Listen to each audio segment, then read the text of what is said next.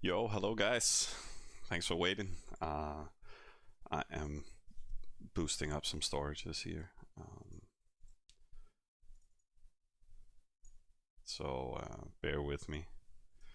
We'll get around to the drama. Like, I can't be fucking. I mean, I have to not, not say bad words, but I try to stay out of all the drama and stuff. Um, but um, but yeah, welcome to the stream. Thanks for dropping in, guys. And yeah, it's a special Sunday evening. Um, so I usually don't stream here on Sundays, but I have messed up during the week, so I think I owe you guys an update here today. And we even got Hones in the stream in the chat. Nice. Yeah, I need music. I need music, guys. I know. I actually found some music, but like, yeah, I don't know. I'll have to set it up. That's usually what Sundays are for, fixing the stream. Um, okay, thanks for the suggestions. If it's royalty free, I'll gladly take it. I'll put it into the suggestion box. Music suggestion. I'll check it out. Hey, Nataros. Yeah, sorry guys. It's pretty bland, so to speak, without the music, and I would love a little jam too. And I think I found a solution, but it'll probably cost me some money. So, but you know, you gotta invest. So, I guess I'll see if I can make something work.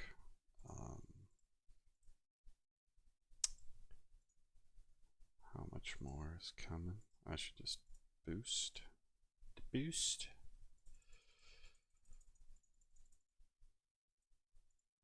We got storage right now, so priorities. Oh, it's because I didn't select. Oh, it's the same town we're in. Hooray.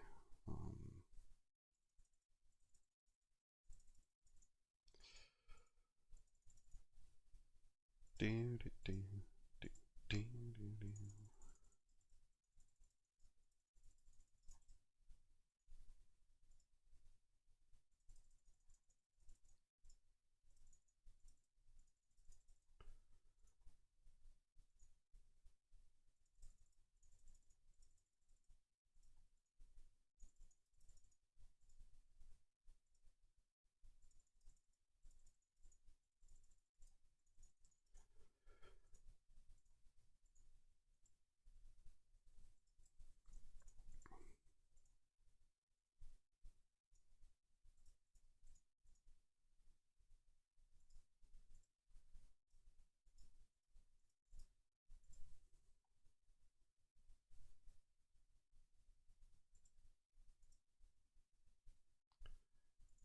Is there two CO7s?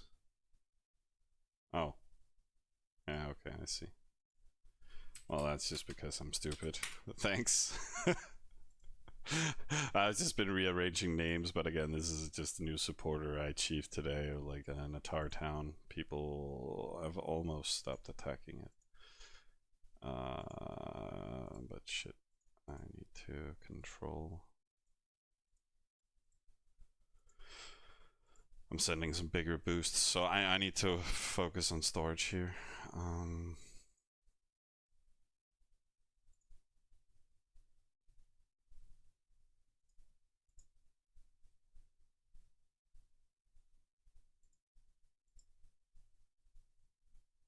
Yeah.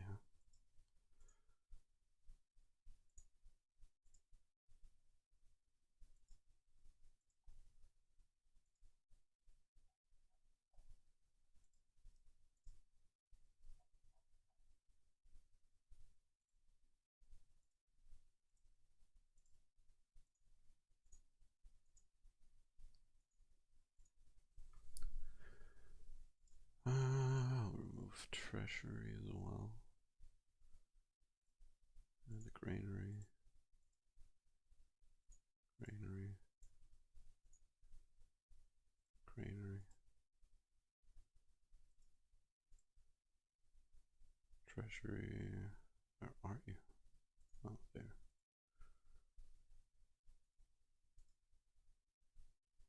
Warehouse. I think we're kinda fixed now.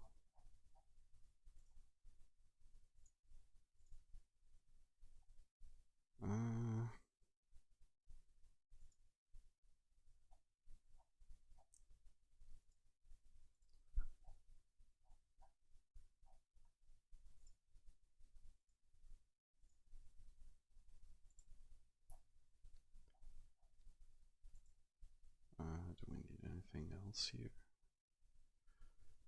Trade office, is that needed? Not really.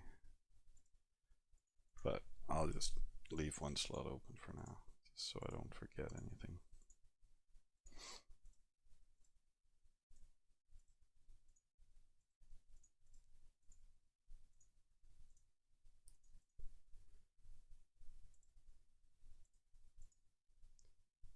Why you have bigger army? Probably you're better or have dedicated more into grades production, or you simply have a spawn hammer, which we don't have. Might also be an element to it, Winsku. But nice, good job.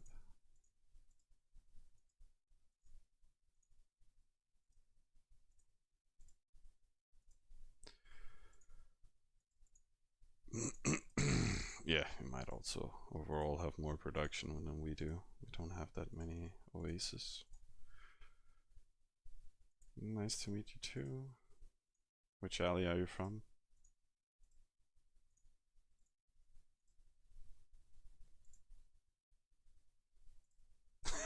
I'm sorry, Bamba. Where's my storage? I'm using it, okay?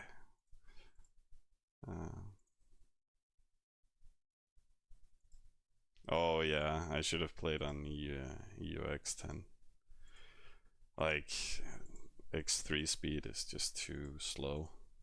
The progression of the game is not really up to par. Me and Nick also spoke about it earlier today. Like, we really wish there was like a combination between X5 and X10. Like a server with the X10 production, but with the length of an X5, which is 2 months.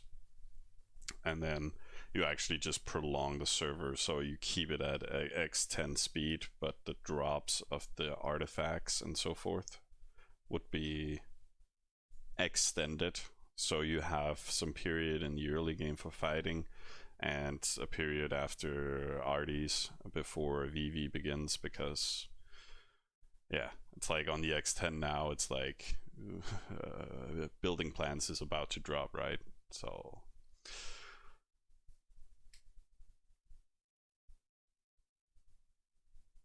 yeah, people farming a lot. X10 production is awesome.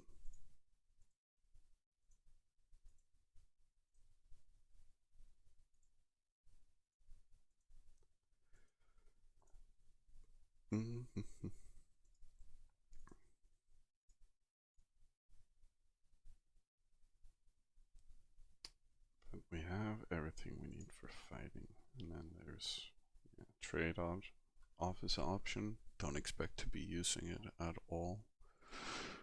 We already got the treasury spot. Like, I'm just replicating this one, so it's gonna have 1.4 million. Yeah, I should just put up a great granary here.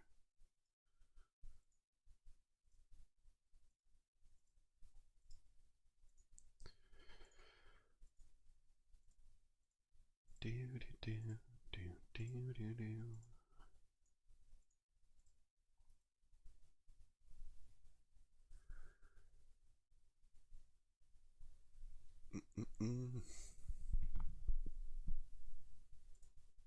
So I did not send boosts from everywhere, right? Okay, seriously, what the fuck is this? Is it Summer that sent these boosts from Spawn? But why? Or do we have some random trade route set up? No.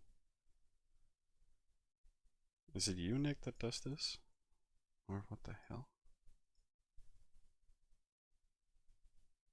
Like, it caused some weird overflow in like CO1 the other day, and like, I don't understand it. Oh well. We're still boosting.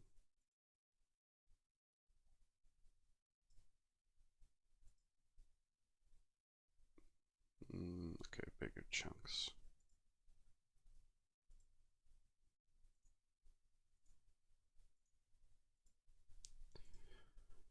Do do do do do.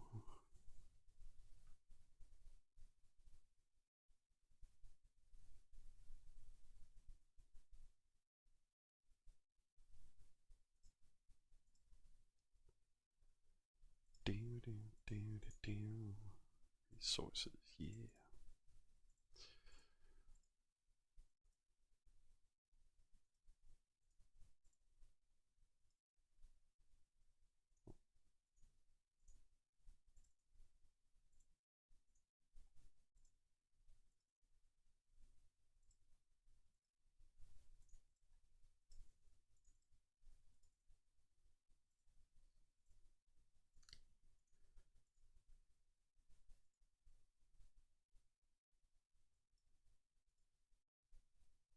Mm.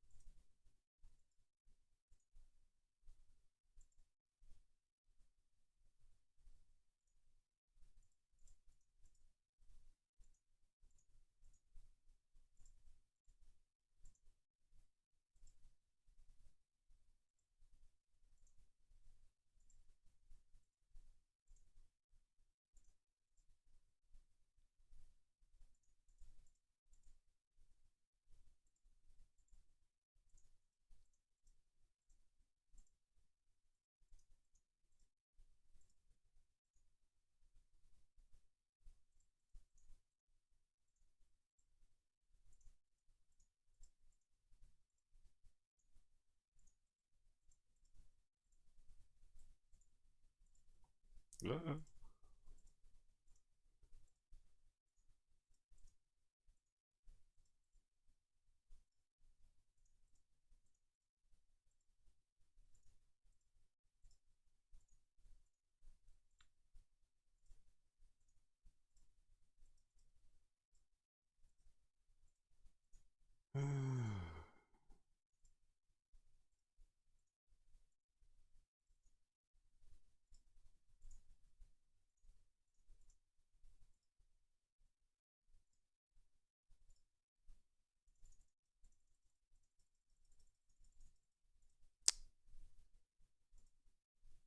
oh.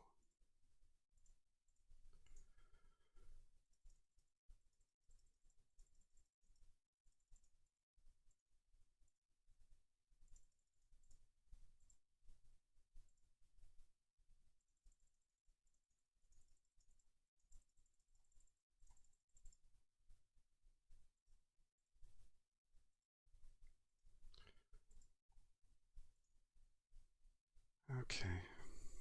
Back to chilling.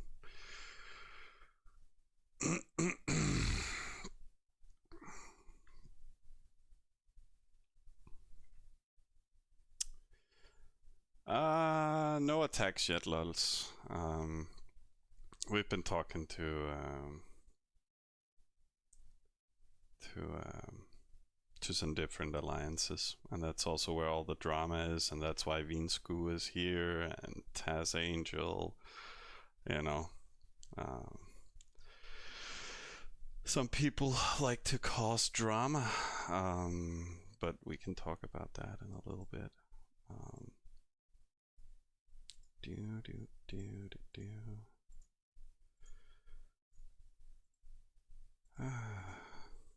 I'm just keeping my viewer count. It's nice.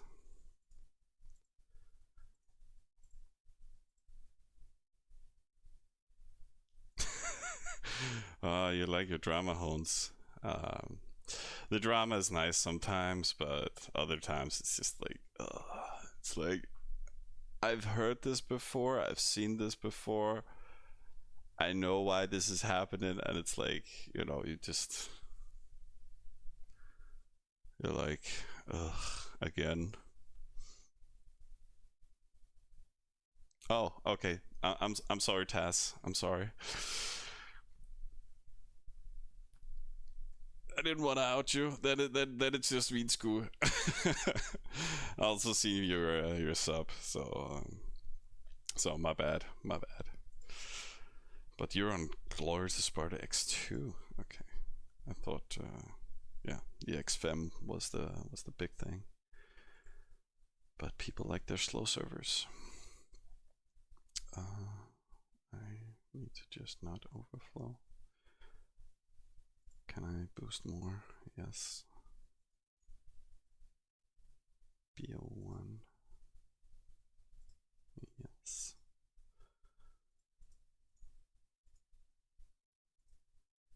No. No. No. We're running out of fuel here.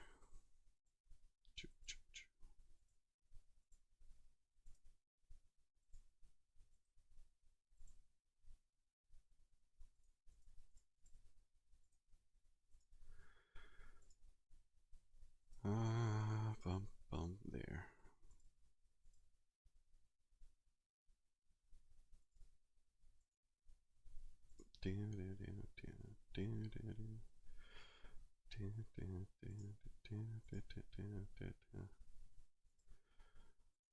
Oh, hello, Arma. Why are you causing all such drama? I didn't even have to start talking about the drama. The drama just walks into the stream. Amazing.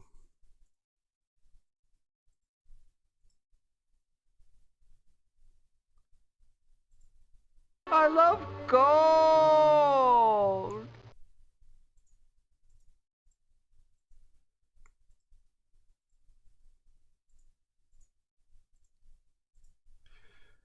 Cause I love you. Ask me for a date. Like, you think that's wise? You know? I'm like, are you gonna lose your virginity to me like you're losing artifacts? Then it's gonna be on the first date, you know? And it's gonna be number 2.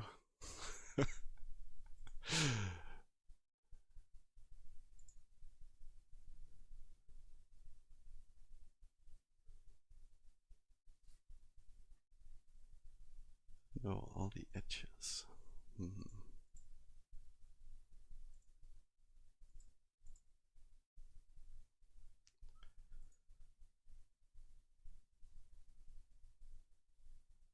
Oh yeah, a little break.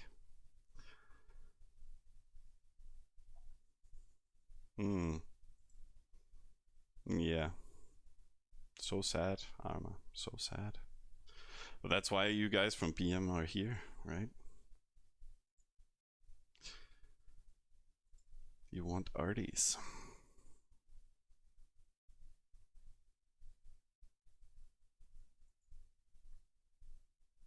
Oh, come on. More resources. How much do we need? 500,000. We'll find it.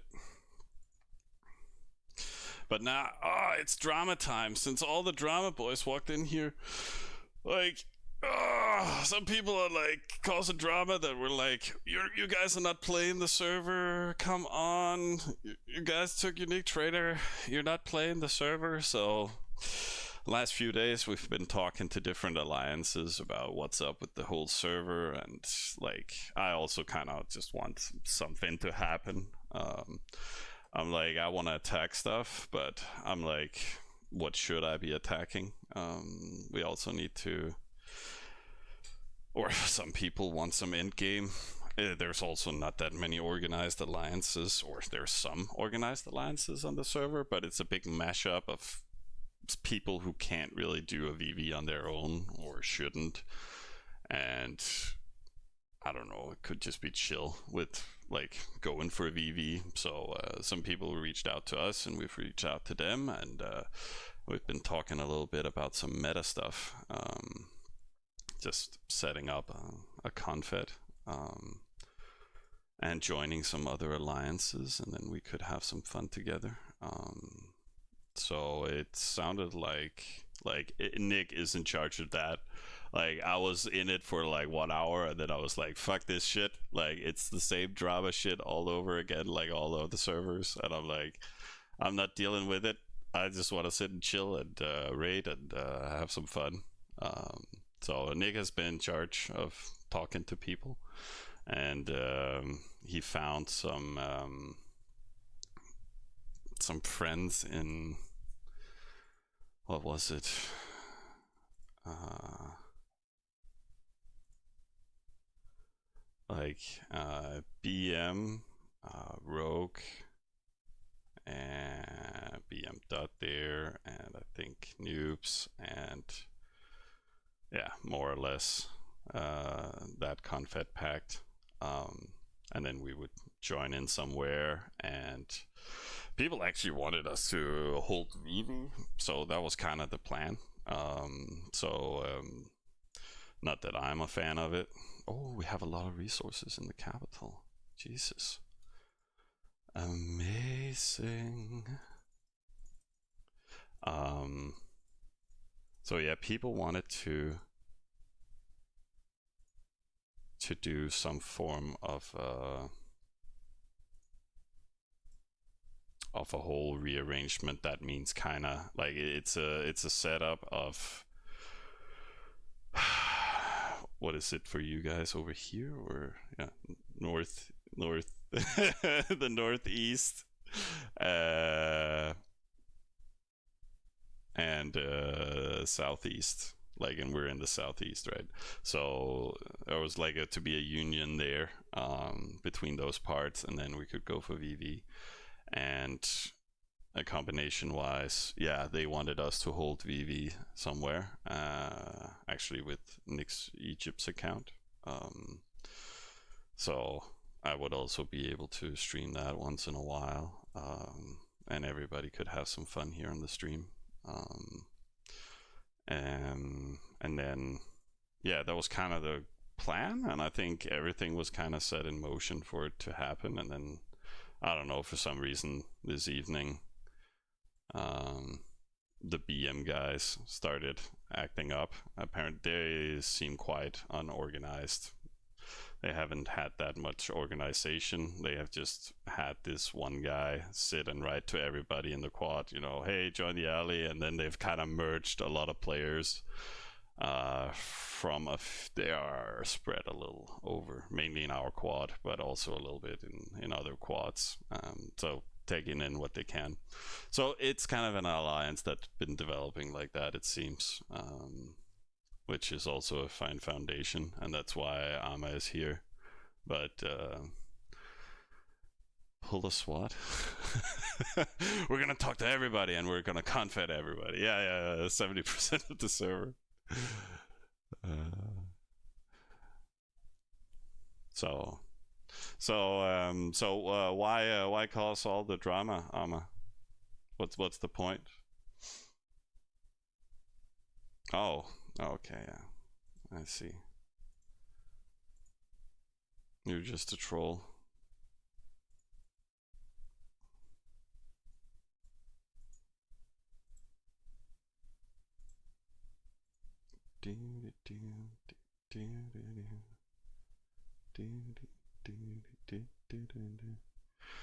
I already said it and you don't get it. Sorry, I don't read everything specifically in the chat. I don't see you've highlighted anything. Yeah, I don't see shit. Is there a farm all button? Dude, what?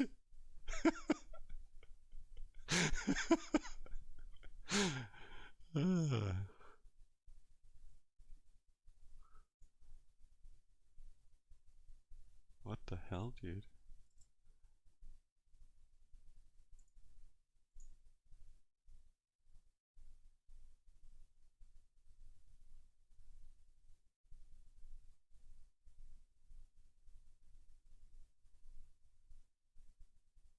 Oh, okay, fair enough. But yeah, they created that button, and what it does, it triggers everything, just one at a time. So again, if you're adding farms, make sure that it's safe farms. If there's somebody else pressing the start all button while you're sitting and adding farms in the background, so that's just one thing to be safe about. And again, if you're doing a test list, remember to activate and deactivate all, and then it just skips it. But otherwise, it's just going to run everything. So it's also good to have sorted by distance for the top. So it will always, in all lists, run them from the top down. So long distance in the bottom and so forth. And then, yeah, it'll, like, if you reach above 20k outgoing, it'll lag like hell and get stuck and stuff. But otherwise, it triggers pretty nicely.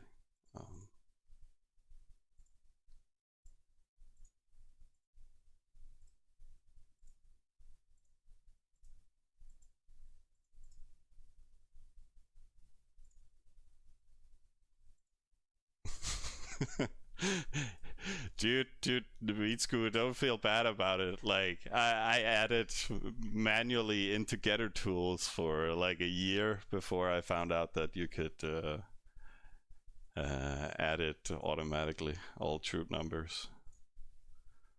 So sometimes we do some extra manual tasks just because we're silly.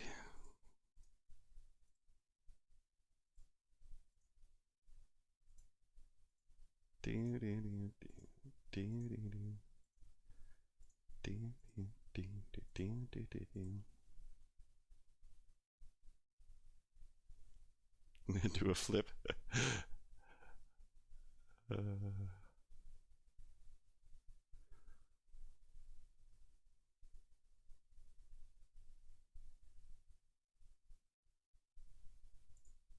yeah, it's been there for a while at least, but yeah, you can always click for the certain coordinates for your towns. That's some of the nicest features.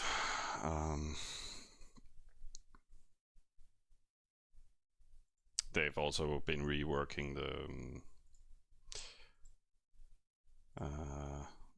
what's it called, the wave builder, a little bit, so it works a little bit better.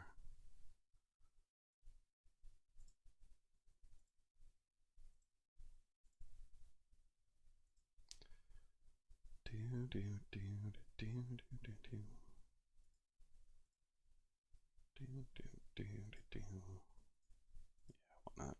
We can build on that.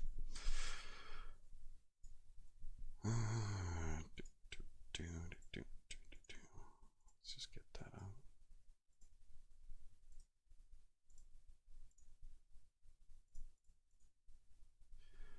Yeah, one. Yes.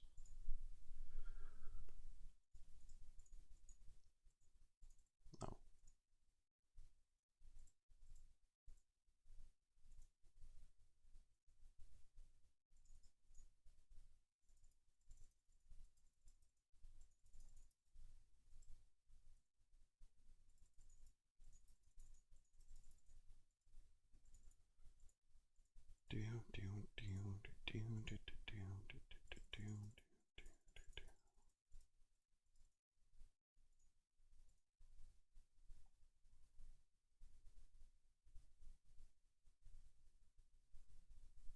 Are you making a Gaul VVR? No, not really. It's just a hammerman. I'm just trying how good TTs have become. Just testing that stuff out.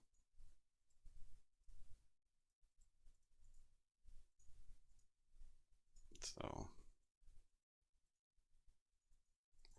I'm not making any VV stuff. I'll spend all my hammers on a mas.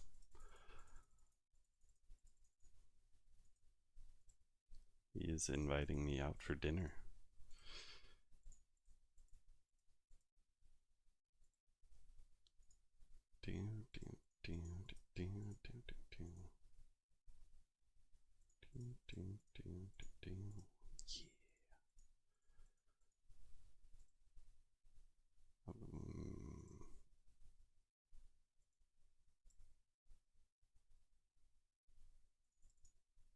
Oh, really?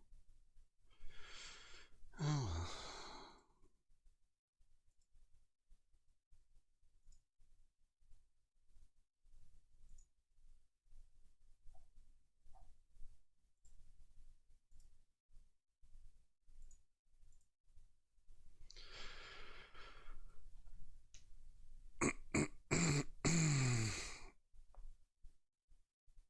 Oh, you saw grates and ramps. Well, yeah. Well, all the hammers are prepped for grates. But yeah, it's the only one. It's just the main hammer running. So it's not because it's VV rammer related. It's just the only one running with grates from before arties. So nothing fancy. Not. Don't expect anything from us, Macones. Like we just chilling. Oh really? Wow. Damn. That sounds slightly boring. But yeah. Just remember to target this guy this time. You know, small fools for unique trainer. Oh, that's not bad.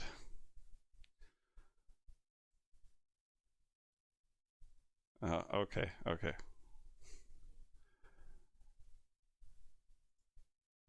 Um,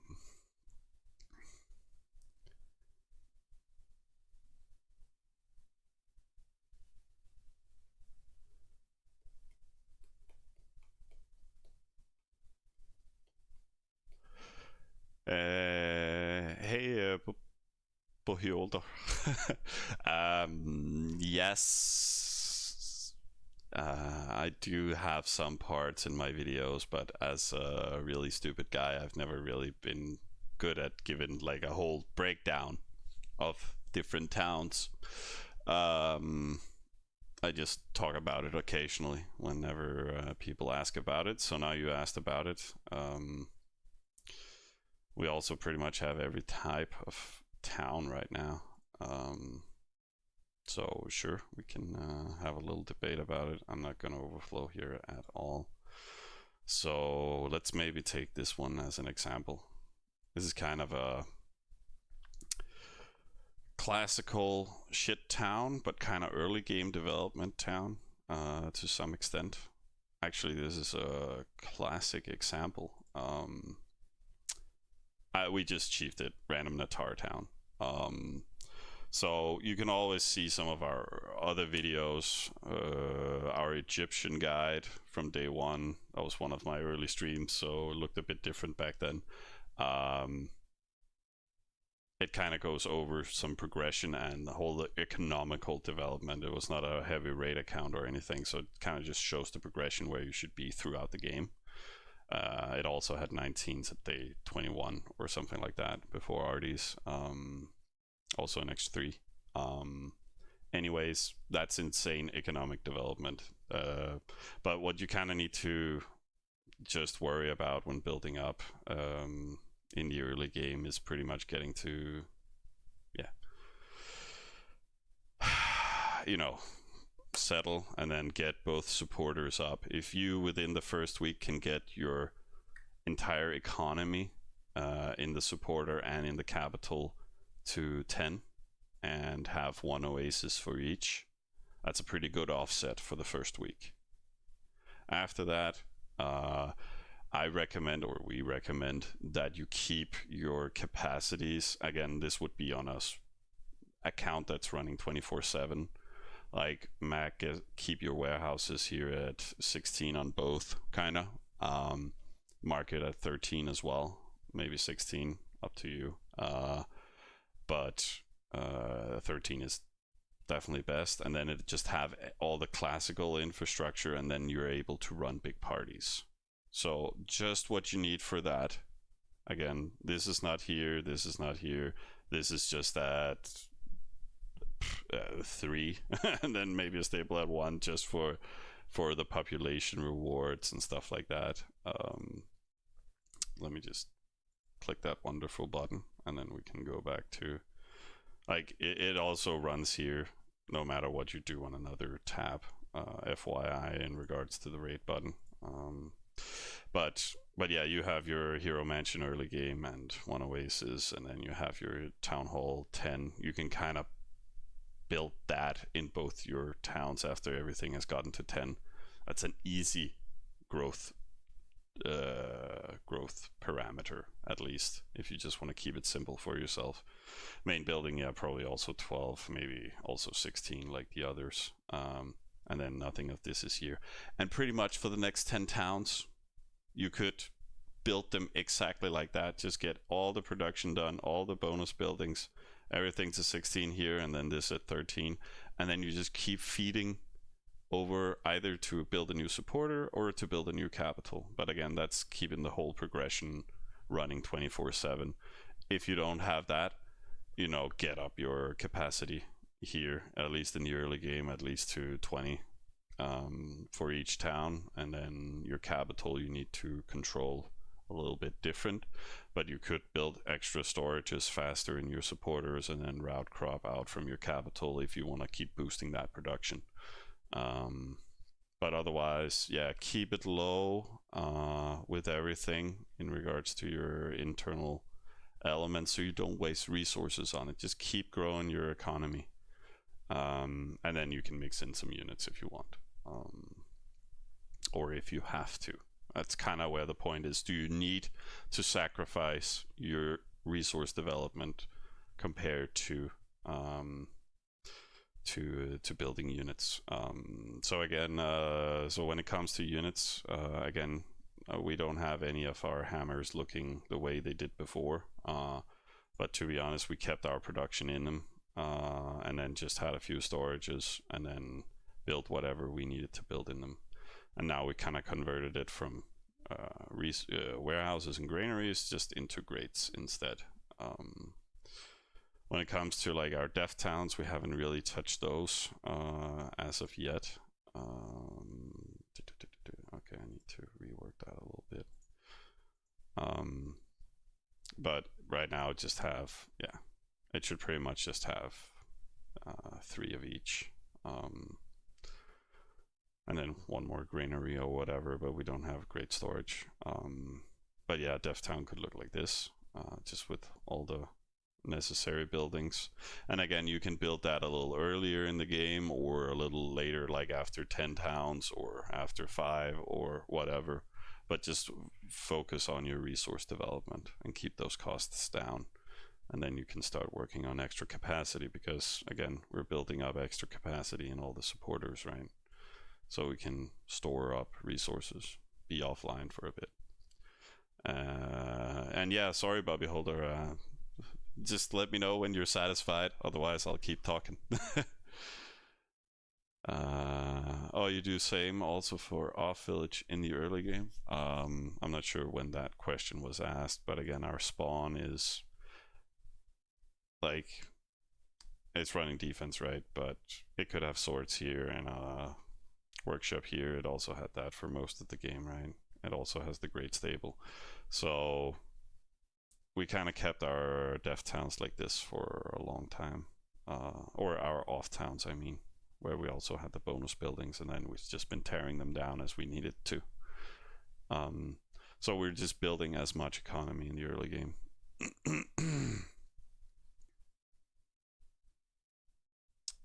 Good tip for beginners: fuck Bakery 5 and supports for a long time. Exactly. Yeah, thank you, that's a good point, because as you sit and build up this economy in the early game and you get these bonus buildings, it's pretty good in that early development to get like 1 of each to 10, and then you can do these 25% bonuses, which, sorry, it's like we always place the resources bonuses here. So you can get these to 3, you can get this to 5, and then you can get a bakery to 3. And then you can build a little bit more on all to 8, 9, and then you can finish these to 5s. Again, very early game. But for the entirety of the early game, actually, you can keep all these at level 3. So when I say settle 10 towns, actually settle 10 towns without building the bakery here to level 5. Like, keep it at level 3, simply because it's not really return of investment wise very good for you in the early game development. So they come at a certain point, but it really depends on if you have CP for a new town, because then build on that. Do you have 2 oases to your capital? Well, it's probably better to build a cap field than invest. I can't remember the price on them, but it's definitely easily 50,000 you could spend on level 5 or something like that.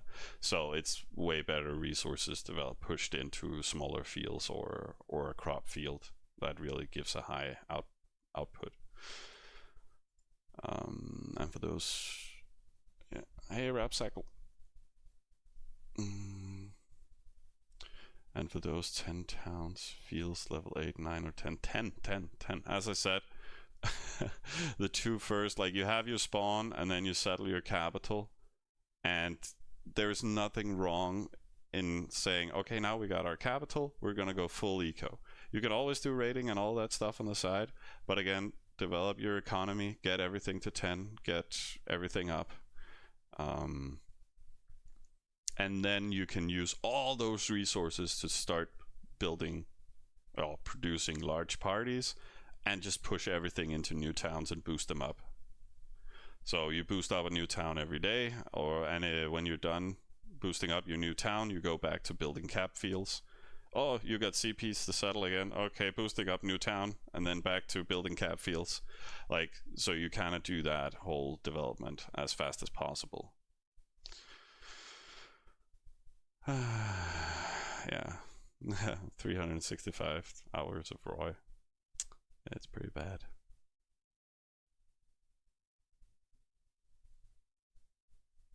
Yeah. But at some point, you also just have the option, I got enough resources with crop and resources just to build it. And then it's like, yeah, fuck it, I'll build it. But again, reinvesting your resources as they accumulate. So always focus on a new town, so to speak. But we're still having some resources landing, right? Okay.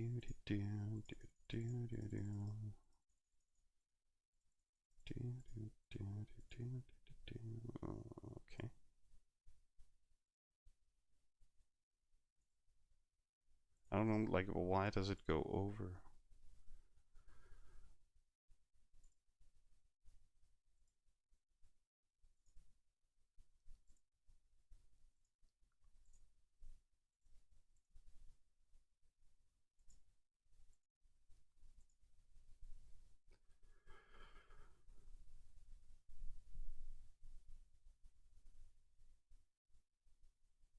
Right.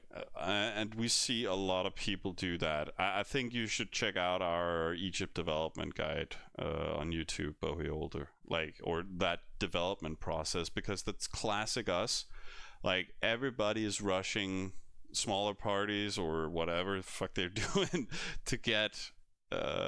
You can also check this server out. We did the same in the beginning, and like, again, people has kind of stopped playing, but again, we're still ranked 2 now. So we're like way down here in rank, like 50 to 30 in the first few days, and that's simply because we're just investing in our resource production. And then, like, again, people get ahead of us, CP wise, but it's not something we can't catch up to with our large parties. And again, if we go the eco way and then keep raising the town halls. Right now, this server, we've just kept them at 10 because we don't really care that much about um, development. Again, we would just have to burn gold faster, and we don't really want to do that. That's my objective anticipation of it, or reasoning. But yeah, there's nothing wrong with just focusing on eco. You'll develop almost as fast as everybody else. Like, so just getting your production up after settling. So if you're a good settler, great, and then just start pushing production straight away. And again, do casual rating on the side if you're into that or whatever. But if you're a solo account and all that stuff, like, damn, just production. So again, if you can get done with that within the first week, and you can be in protection for almost that entire week, which means, so when you're about to leave BP, it's like, okay, we got production up, time to build barracks in both towns or whatever, and then just start massing units. Like, depending on what situation are you in the neighborhood that you're living in. But yeah, you can survive. And just focus on your production. CP rank and level of town halls. Like, we only have level 10 town halls in school. So considering that, our overall production is still pretty high. Like, we produce 22k a day right now. But again, we've just invested some of our production into storage capacity. So a granary still produces 38 CP a day. I think it's the same for warehouses. Yeah. So, and again, town halls are just 10, but we can still settle a town a day pretty much.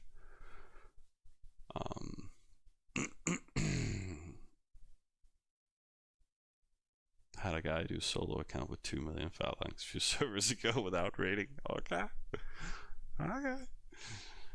But yeah, you can totally do it. But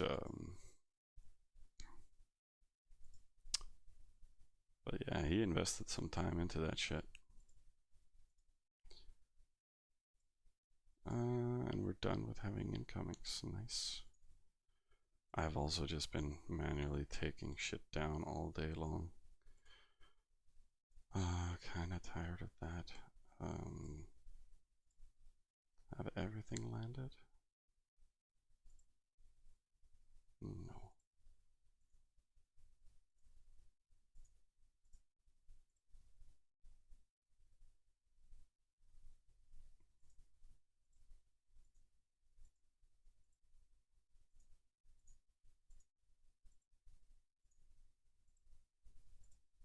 Are we almost done already? Holy shit. That was easy.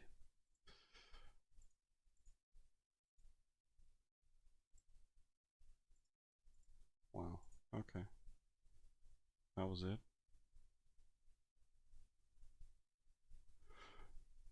Damn. Okay, so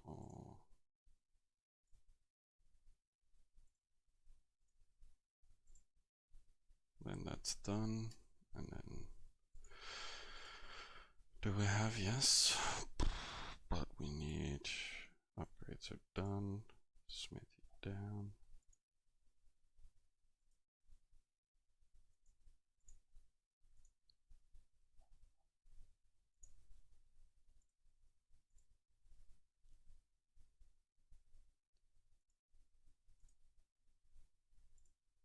Oh.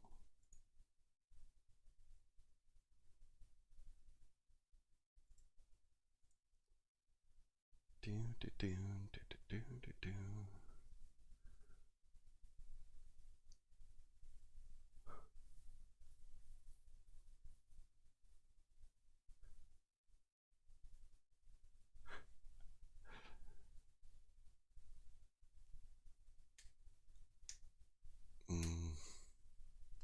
What Rams? Were you were playing on the server, right, Bean School? Oh, hey Nick, welcome to the stream.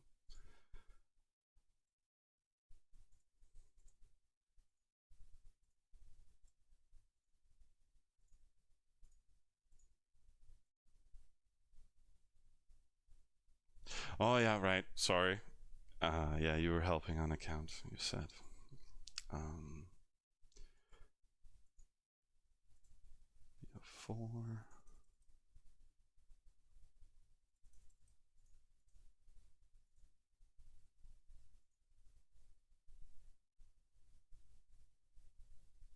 Oh, okay. You guys talking about that?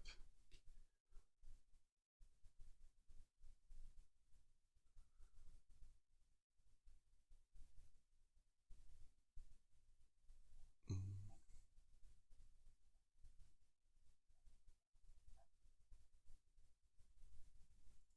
Do, do, do, do, do, do, do, do, do, do.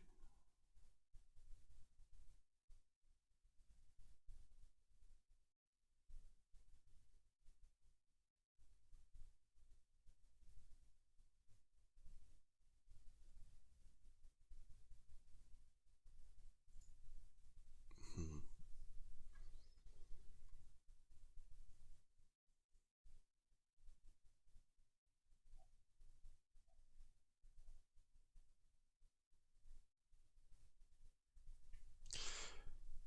Yeah, that's right, Nick. Those some nice French guys. They were really nice teammates. I also think they had around, yeah, those 2 million phalanx. But again, exploiting people who has broken their leg and can't walk around, so they just have one duel constantly online, pretty much. Uh, they made all death calls. That's really nice. So I've been rearranging these. Uh, Time to build a warehouse.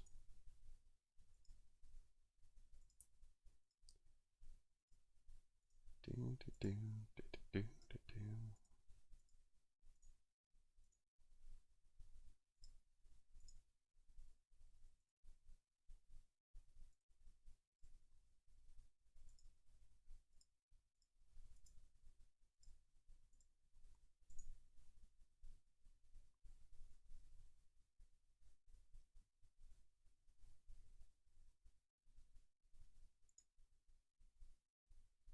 Hmm.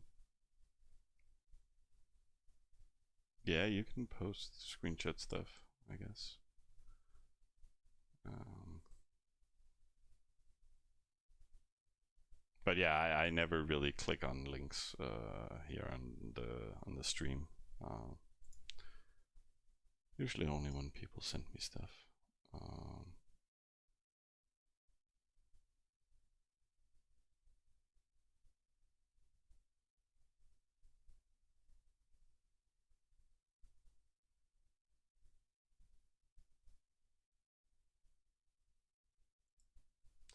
oh, I think Nick he found my.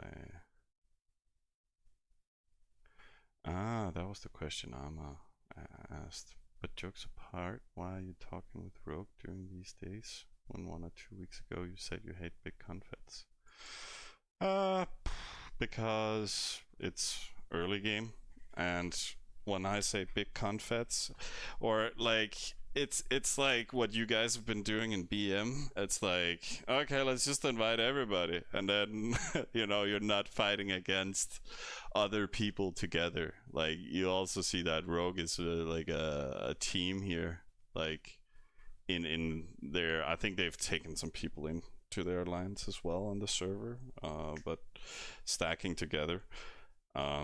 If you can do a server just one alley, big props. I love that stuff. I would love to see different factions, but as many people also have pointed out on the server Discord,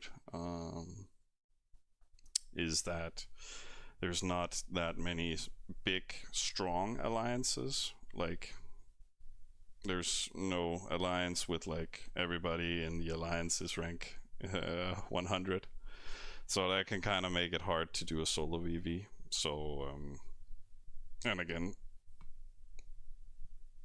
I don't mind. Like, if we're gonna do any ops or anything this server, it's also nicer with a team. So I'm not sure why people are ununderstanding towards it. Which alliance are you talking about? What do you mean?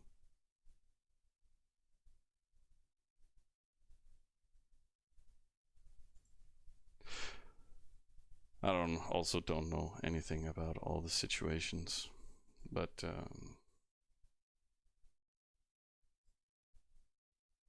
you guys, I need to move this.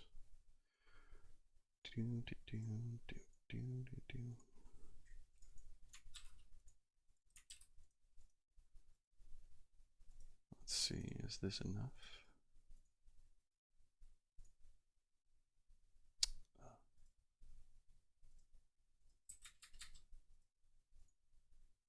No.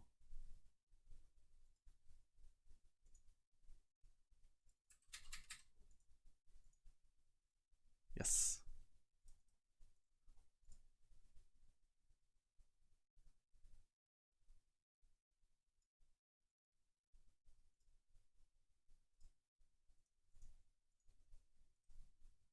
I'm pretty sure it was complete, right?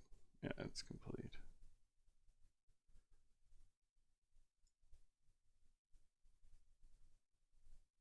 And looks like we got some stuff I need to kick out of here.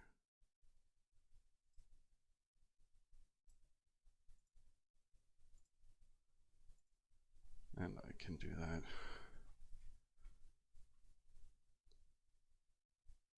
Oh shit. Okay, that's what you mean, Ama. There is no alliance on this server that has that. That's what I'm saying. Like, to be able to run a solo VV and have enough VV defense and hammers and everything, like everybody in your alliance should pretty much be within rank 100.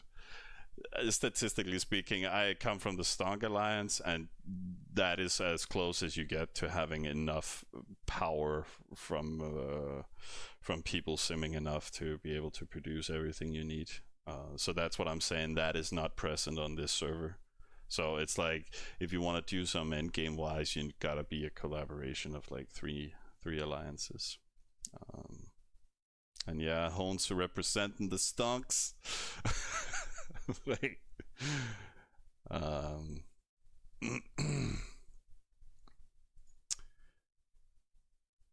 we had like 42 of the top 50 on the stonk server. Right. Like that's what I'm saying. You need to be able to have that amount, and if you don't, but you're talking from the beginning. But you're talking from the beginning, as I was one of the leaders, and that's not true. What? We're just talking fictive big accounts. What happened at the beginning? BM did some really bad choice during the game, and that's a fact. Nah, like, as Nick also says, like, don't worry about losing artifacts. That's name of the game, I guess. Was not the best, but you know.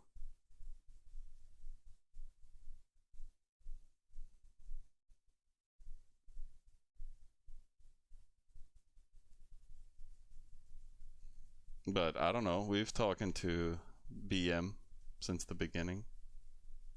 I don't know what you meant by that, but like we've been talking to Little Skunk the entire server, or he has written us. Oh shit! I'm gonna kill my hero. I gotta get out of the chair and try and not kill the hero, guys. Did I complete it? Yes. So it's level 10. All good. We can start. Oh. Putting just all that stuff towards the cap. And then how long ago? 3 minutes. We can wait a little. You know all the details how the arty was lost. So juicy. I don't know what was juicy. about it, but or how it was lost. I thought they just didn't have any defense. Polite measure as they fuck your artifacts. And if that was something who actually affect me. What?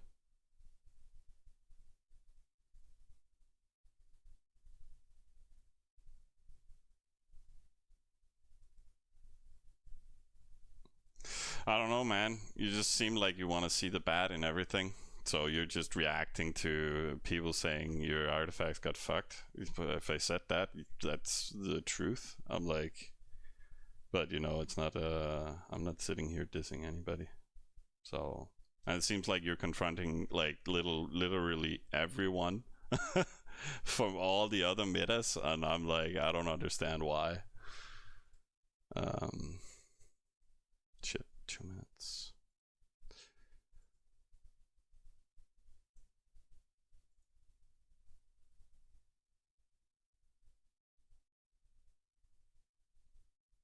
No, you're not a BM leader. It's not your artifacts. So everybody is just like, yeah, well, it seems very unorganized. You lost your defense, and then you suddenly have a problem with it, and you're hating on everybody.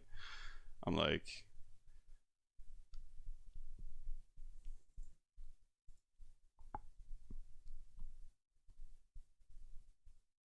you're hating. like you're literally the only hater in the entire meta right now. Being like people trying to band together, and then you come and being like, "Fuck this, gonna kick people out of chat rooms and all kind of stuff."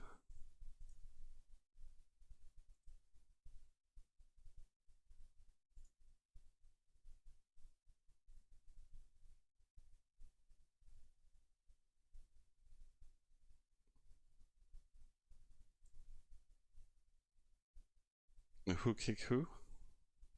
Yeah, I don't know if it was you or whoever kicked him, but you kicked. Rogue was invited into your Discord yesterday, I think, and then you kicked him today. And was like, "Yeah, fuck you. We don't want you," for some reason, even though some of your leaders invited him. So again, you guys are super disorganized. Oh, am I killing my hero? Fuck. Oh, thanks, Hones. Shit. Let's just fucking attack Page.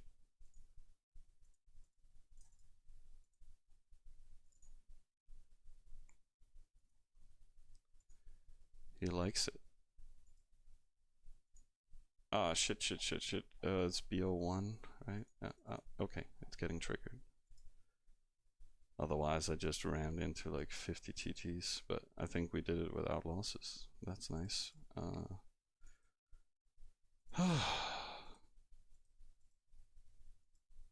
Okay, and then we start. Oh, okay, he removed his troops. People chiefing stuff today. BO2, BO1. So that's moved. And then it's not missing crop per se, but we can just give it a little squeeze. Oh shit, I'm still raiding Page. Recall. God damn it. Is there no? Oh, I'm in the wrong town. Recall. I made it. That was lucky. So that's how to dodge, guys. I'm like, I just didn't want to risk sending it as reinforcements to the capital. So trying excessively to shorten whatever if I failed. So, well, now it's done. Did not die. Thank you, Hones. You saved me. Nice to meet you too, Vinsku. Have a nice evening. I'll try and remember to raid. I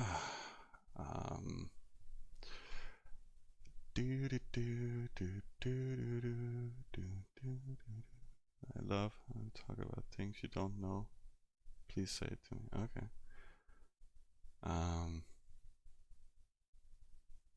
Well, I'm just a bystander getting information from the side. and the best BM players step up to create a private channel. Why are you stepping up now? 2 days after people alliances starts talking together, suddenly you mean that you're gonna create your own little diversive group and then talk about what you're gonna do with us? That is actually fine. It's just, why didn't you do it 2 days ago? So, but yeah, figure it out, man. um I'm here. What is the best? What is the drama about? Hey, tweet. Just alliance stuff, you know, trying to work with people, organize some stuff, so we can go back to chilling again and just enjoy life. Um,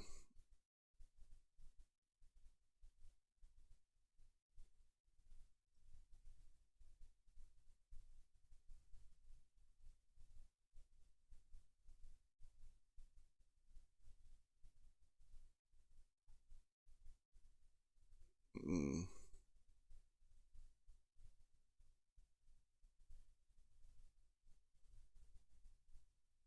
it's funny that you're being so protective, and you're pretty much only talking shit to us. Like you say, you left the chat room because there's too much banter, useless banter. I'm like, if you don't provide anything, well, what are you complaining about?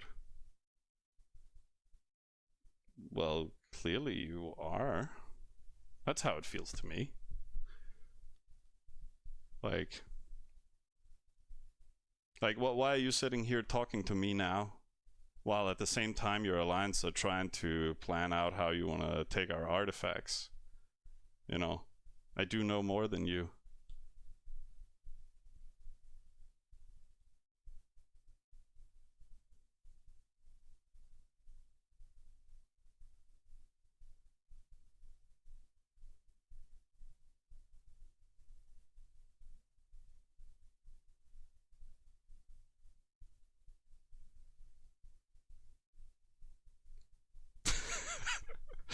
That was the content, yeah.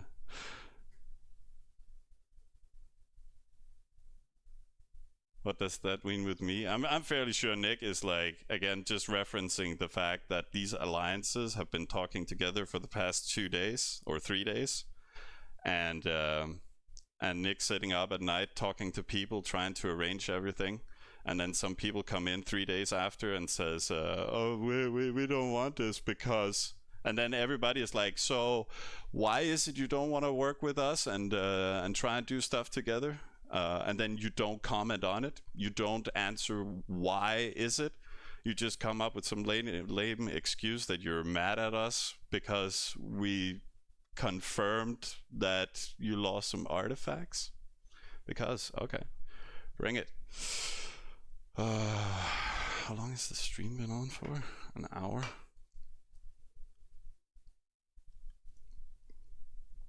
I know a lot of facts, and I'm not flaming.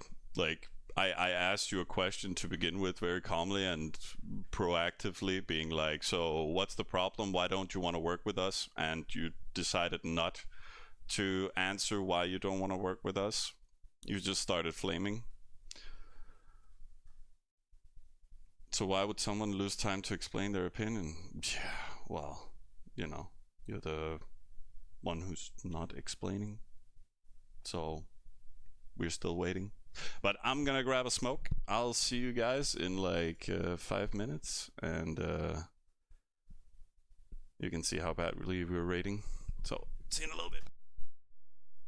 And you know, you can write, Arma, your opinion why we should or should not be together, and then I can read that, and I'll take my time reading it.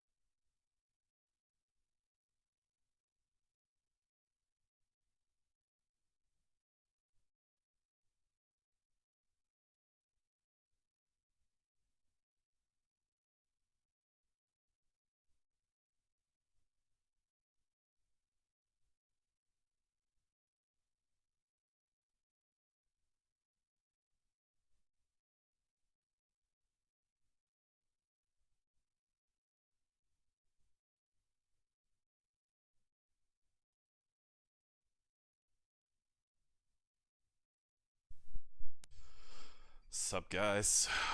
I'm back. Thanks for shaming me, Owens. Yeah.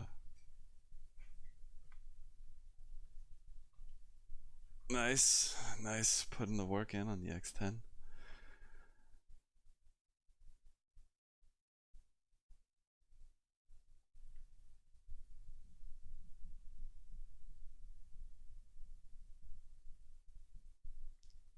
Um,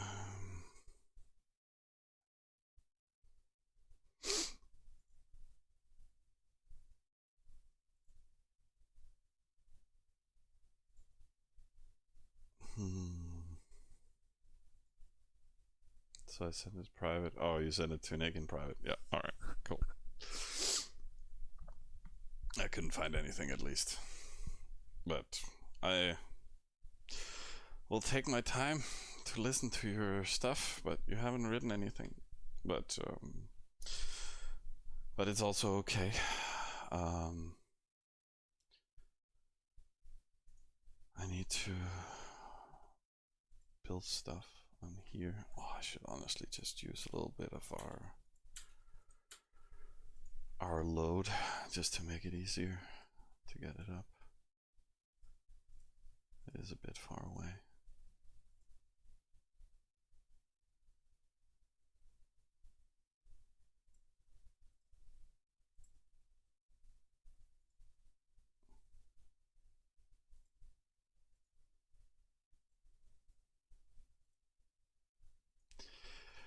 Yeah, well, don't feel bad about it because you wanna you're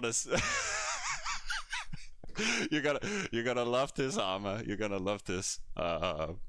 So you're saying you have a problem with Maddie? You should check out my first messages with Maddie, which was like I wrote everybody like in the evening of Artifacts, so that was Thursday. Shit, where is it? Yeah, I think it's this. So so I'm like, hey there, Artie race is now completed. Okay, I'm not gonna go through it all, but pretty much I just got a massive rant from him back. Like, you know, I'm telling this with a kind mind, but fuck you. And then he started talking all kinds of shit, and like, you can't do this and you can't do that, and then suddenly it like.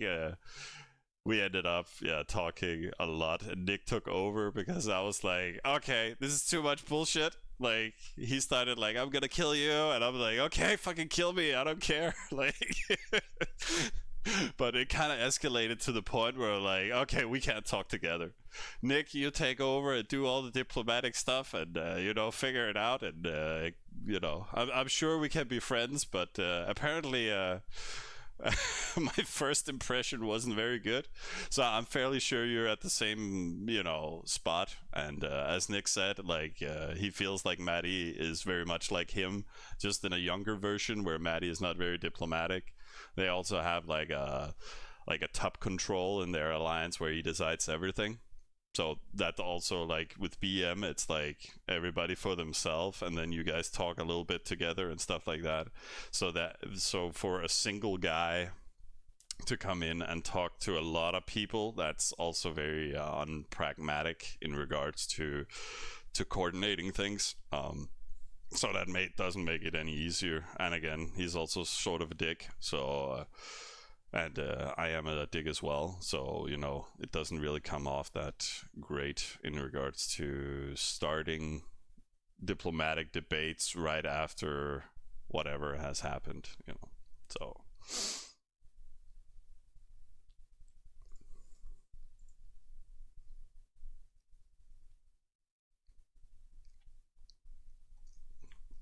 you ever play on X1? The things we discussed before about economy are basically the same. Oh shit, I don't actually know. I don't play X1, so I can't say that is correlating with the development of an X1, but I would probably say that the premise stays the same, but all the shit I said about having both of your first towns, two of them built up in the early game, you can't do within a week on an X1, I'm fairly sure, without having played it. So that's probably after 2 weeks. But again, with parties on X1 and stuff like that, I don't know what the best, CP development strategy is there. So I can't really comment on the fact. Everything I say is pretty much X3 orientated, at least this server. Otherwise, X10 is a different beast altogether.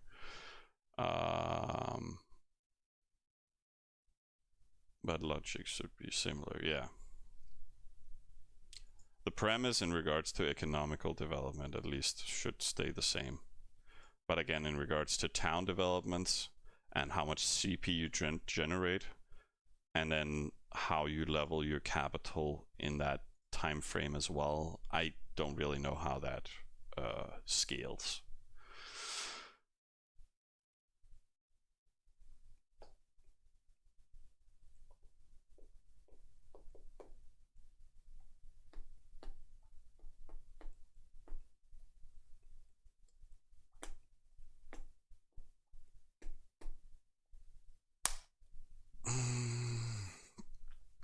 Yeah.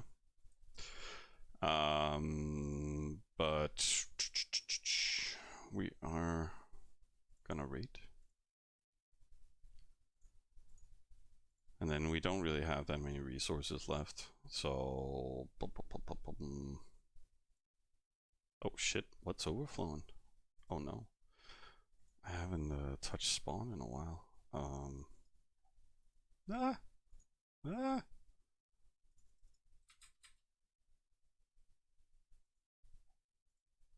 Yeah.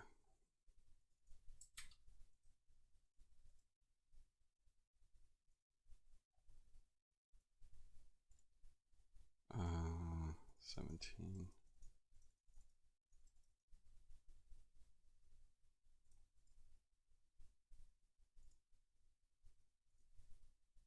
Yeah, we'll do a little boost there.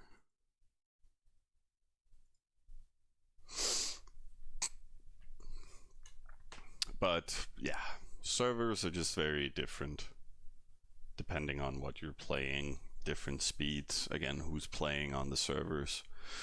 And yeah, I'm not a mass meta guy, but I was like, do that with 3 confets and then build a VV while streaming.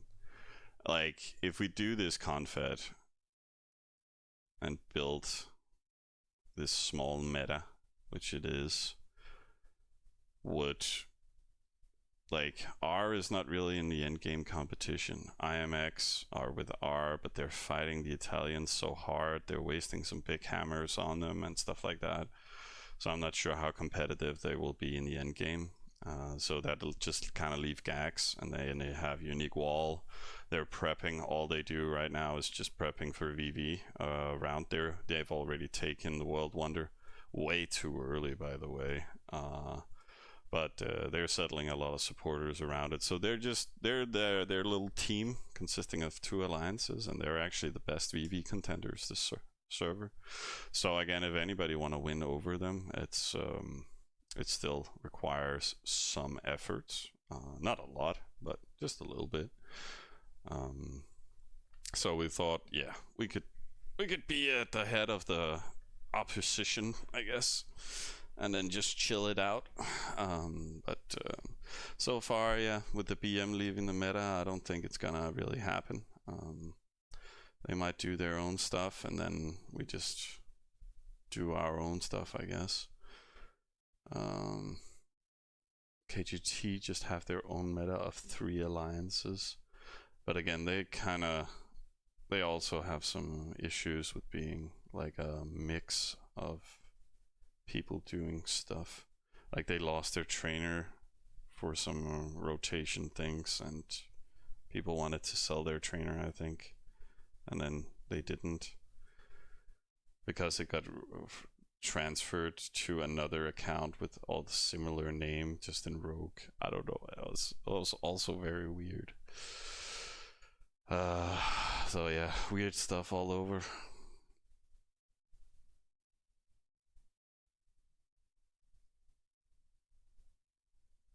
How long is an X10 server? Yeah, it's 30 days.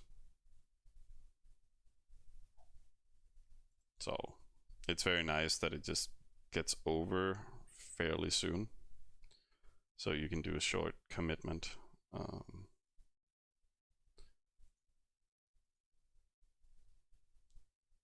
then we have some chiefables, just building up storage capacity. Same with the other smaller one.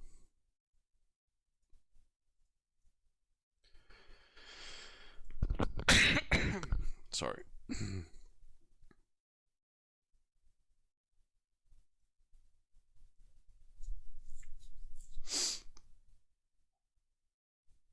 Did you leave the stream, Arma? I just started talking about the whole setup, and then it's like you ran away. You left me all alone.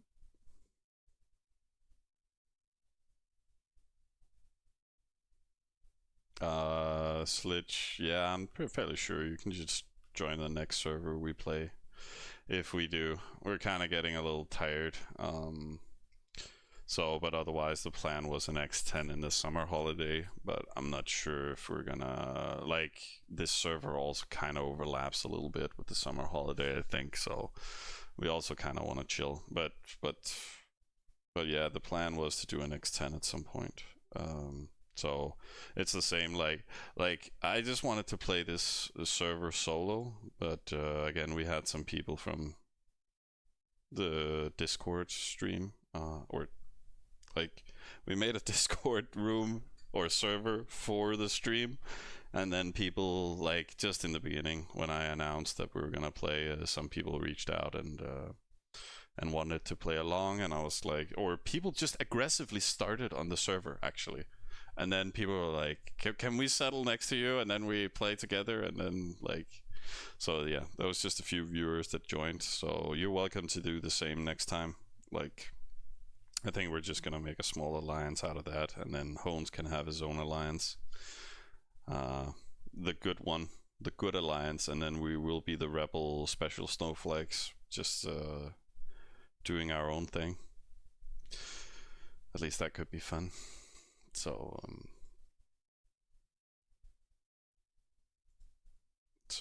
we're just here for hanging out, and I guess Arma left. So I tried to be reasonable and explain the situation and hear his response, and he talked shit and left me. That's not. Oh, okay, he's writing to you in private. Okay. Good. Then I'll stop being a dick, I guess, because I can easily turn into dick mode. That's not very hard. Um,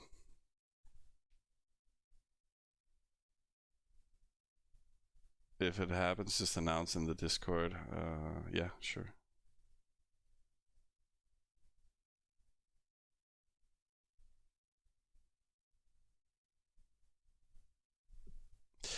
Yeah, I heard like Arnav and I don't remember who else reached out to Nick, being like asking if he wanted to play that X5.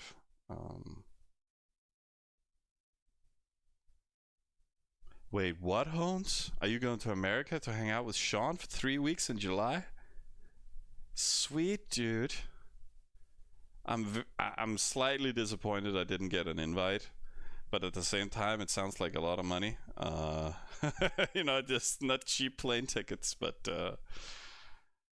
damn, I still want to go to America someday. Where does he live? Like, flights were £500.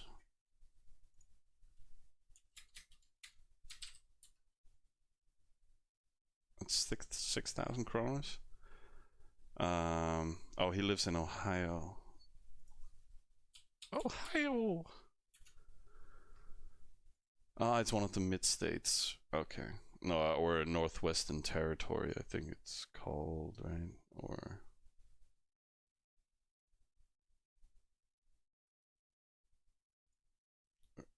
in West Virginia, Blue Ridge Mountains, Shenandoah River. Well, it doesn't really say, right? So Yeah. Okay. The thing is, like, I was like, okay, I could drop in, hang out with you guys for a week in at Sean's place, and then I could go visit Summer in California, and like, or actually, this is the perfect offset for like a full road trip. Like, do the classical migration across the U.S. But yeah, it's a long, it's a long drive. Uh, Jet skis and stuff sounds nice. Sounds nice. Okay, there are some lakes around. Uh, but again, Ohio is big. Also up here with the Cleveland area. Um, oh, Detroit is very much north.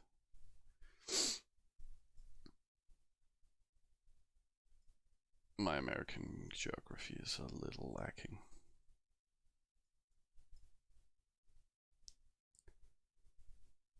Sweet. Oh, in Tennessee?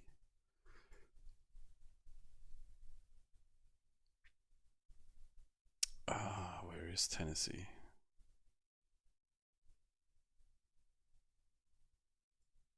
Isn't that a state?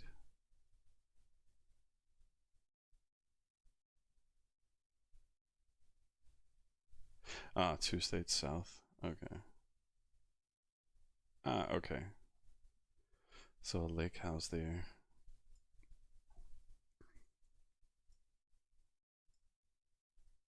Oh, it's a very wide state. That's funky. Or it goes up there and then breaks down like that. But yeah, looks like some crazy lakes. That's nice. It was like me going to visit Joachim. That was also like, yeah, let's go to the mountains. Let's go to the cabin. So that's a very nice excursion, but that's a long travel time. Like again, they were from Ohio there, or let's say,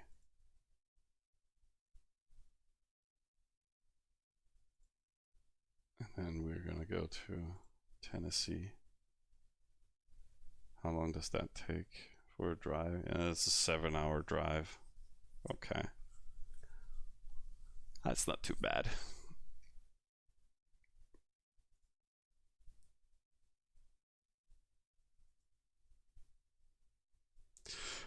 Oh, you said you were going in July, right? So you're gonna celebrate 4th of July there in their lake house? Yeah, 28th of June to 19th of July. Yeah, you're going for the 4th of July. Sweet. Sweet. Good stuff. Sounds cozy.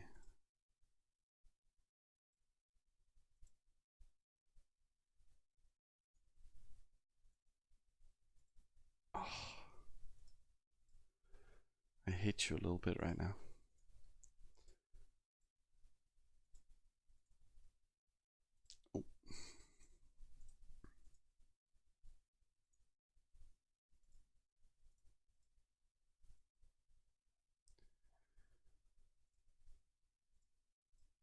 Oh. Bum, bum, bum, bum.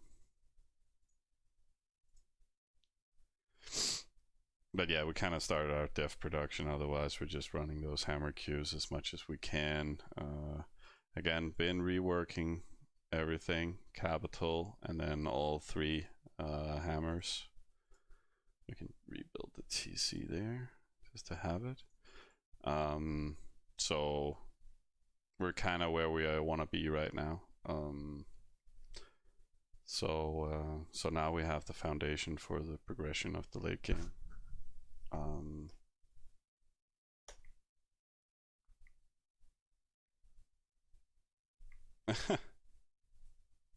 Yeah, you're doing raiding early game, Bamba, but again, the premise stays the same. You can do your raiding and do your resource development at the same time. Like you saw our early game raiding this server, and we still managed to get our production up to 10 within the first week. Yeah, while doing spawn rating mainly and a little bit in the cap. But then you can just scale up your rating as well, even more if you want. But economic foundation is always great.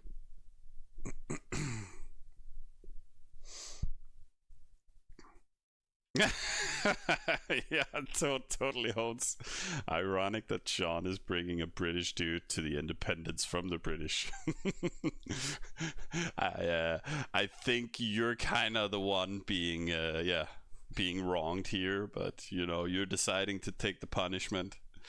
But it's a celebration of liberty and freedom and just family enjoyment time. Like many of these holidays doesn't have like modern day holidays have nothing to do with what we actually do in life nowadays. Like it's all based on religion or based on life events, and for people just take it as a time to spend time together and apparently mock the British on your own soil, like. uh, um, so yeah, just has some beauty in that.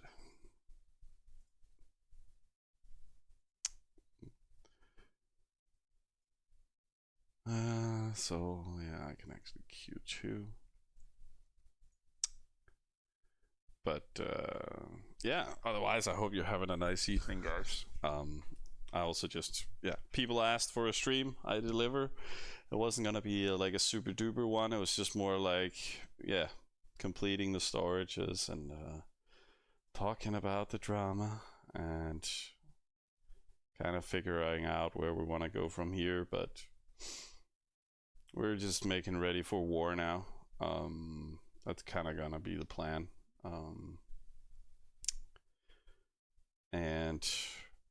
And then we'll see who we have to fight. That's kind of what we're figuring out. Like I try to stay away from artifact overviews and stuff like that, and not try and get ahead of myself and be like, let's go here. I'm like, okay, we're trying to see who's friends and who's not, and then we can start having some fun. So yeah, guys, it's still kind of the waiting game in regards to what will happen on the server. So I'm sorry for lack of content in that regard. So we'll see what the future brings. So right now for the rest of the evening, it's just gonna be raiding. And then there's not really that much more to it. I'm gonna sim up. Like I already claimed that 24th town today just to get that extra supporter up. So I kind of need to boost that actually. But it's far away. And I'm kind of out of resources, right? Yeah, it's not like we have a lot.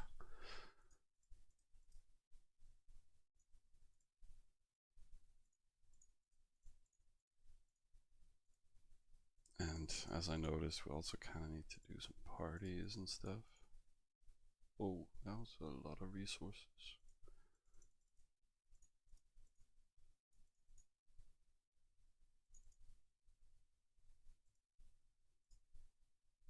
Yeah, let's just do it like that. Yeah, it doesn't overflow at all if I... are we gonna need this? I'm not sure.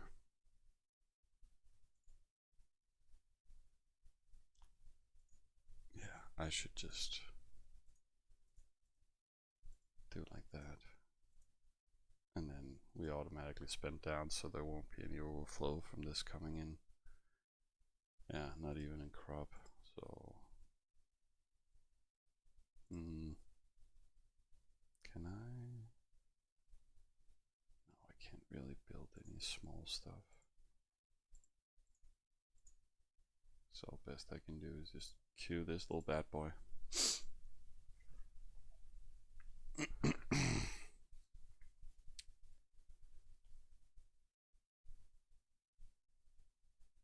Hey Skelly. Is there? Can you explain Oasis rating after beginner's protection? Tried to look some guide for it, but there isn't one. Again, kind of depends on your race and how you want to play it.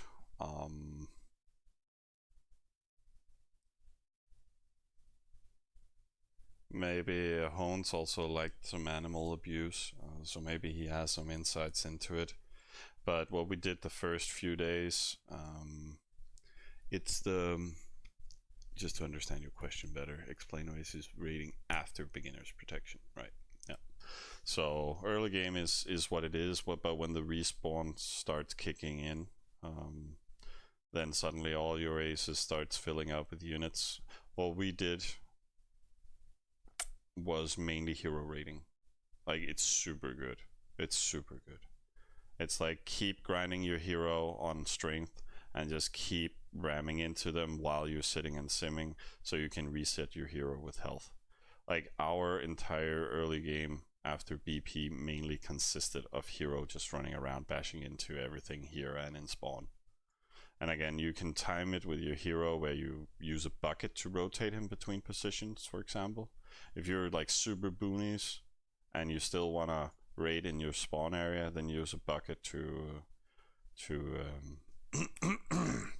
like what I would probably do right after BP is that I would probably keep my hero in spawn. So, and our spawn was over here somewhere. So it also had a nice oasis close by, all the clay and stuff like that. So we kept the hero here for a while, just running around bashing everything.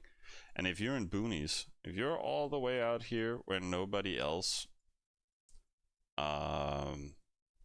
is around you, and you have, like, we wanted actually to take this one in the beginning as a secondary option.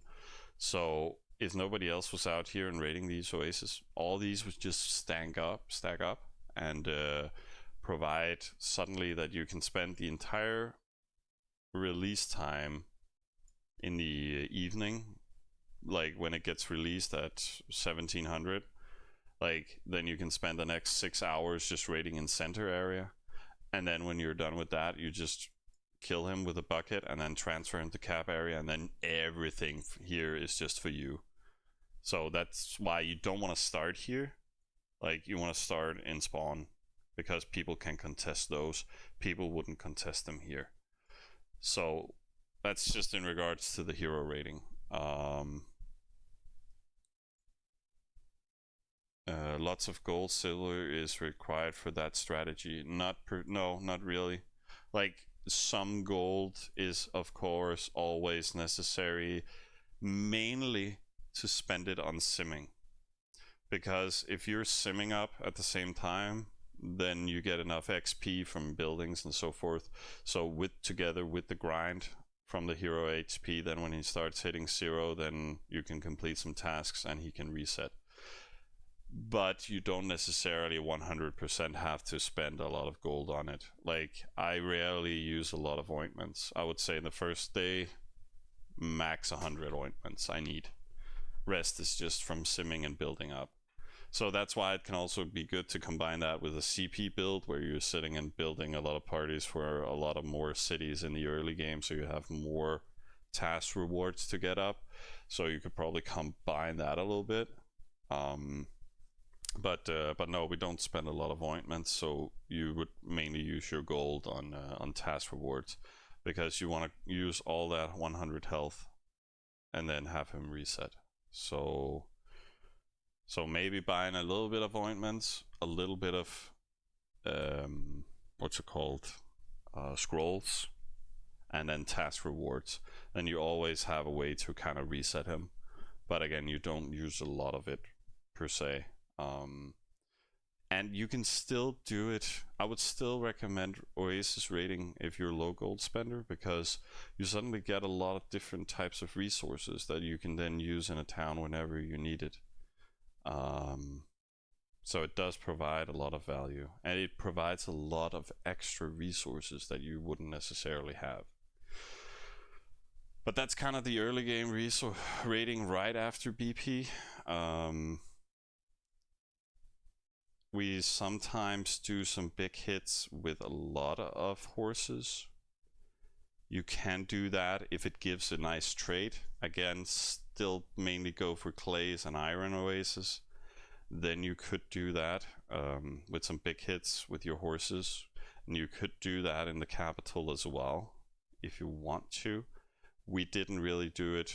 There wasn't really that many great oases around, and clay oases, and other people were also hitting them. So we kind of stagnated and didn't micro raid from the capital, which is a big no-no, I would say now. Thinking back, I think I would have liked to have a TT hammer in the capital. But that's for Gaul. Again, it's a little bit different when it comes to Huns, for example. You saw a lot of the Huns players here, both Nadagil and Simbanala, hitting a lot of oases with their step in the early game and kind of micro rating them. But again, it's more intensive.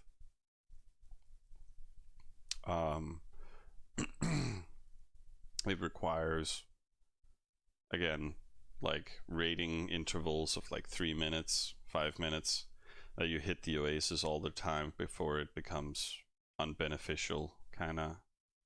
But don't take my word for it completely. But it requires more effort. And with the hero, you can, if you're a solo account, you just, whenever you're awake through the day playing, then you can have your hero on strength, and then when you go to bed at night, you just convert him with a book into resource production, and then he just accumulates more resources overnight, and then when you get up in the morning, you put him back into strength, and then you sit and grind with him all day. Because the more you grind with him, the more production he will also get on the other side. Also, at some point, you can also decide, okay, now I got 20 adventures. Now I'll go do all the adventures while the hero is on resources, on resource production. So developing your hero in the early game is quite important, no matter if you're low gold or high gold. And hey, Dubmeister, welcome to the stream. Doing all right. Doing all right, man. It's a nice Sunday. I hope you're doing good too.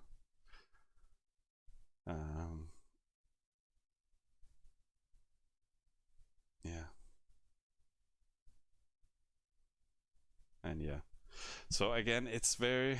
Oh, you've been on vacation to Malaga. Sweet, dude. I lived in Malaga for a small year. Where did you stay? Like in what part? Like, was it center Malaga, or was it like Rincon de la Victoria, or like outskirts? And what did you do? Were you just at the beach? Like it is getting to that spring season, so it's also a nice time to visit Malaga. Okay, central Malaga. Okay. I also went to some volleyball tournaments and at the beaches there outside of Malaga center. Sweet place to be.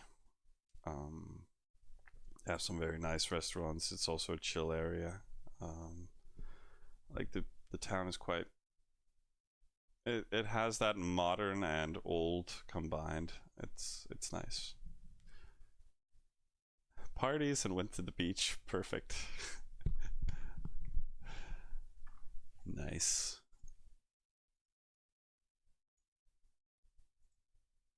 Sweet, dude. Sweet.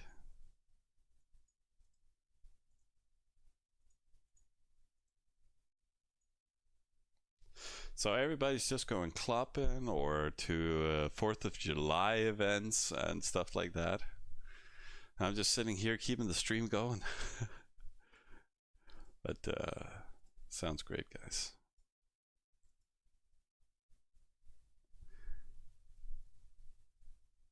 So beaches and parties. That is also what Malaga is good for. They also have some nice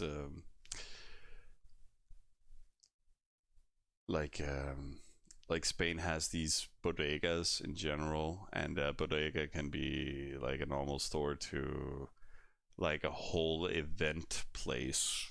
Like it can also be just like a farm in the countryside, just having different spirits and stuff like that. But there was a certain bar we went to in Malaga, which is just, you know, barrels after barrels after barrels of special drinks, and like not, you know, it is barrels. Like it's they make a lot of the good stuff, and then you can just come in there and buy some stuff, and try a lot of different drinks, and you can buy some home if you want, but you can also just use it as a location, like a bar, just going to and sitting and chilling with you know, friends and family and whatnot. It's a nice little mentality. Like it's not a bar. You don't go in there just to sit and drink. Like you come for the experience, and maybe buy something home with you. So it kind of has a very different feel than a normal bar. But they also got a lot of clubs. I think I went there and did some funky stuff one time. Garrison Pub. Okay, I don't know that place in particular. I think I don't go clubbing that much.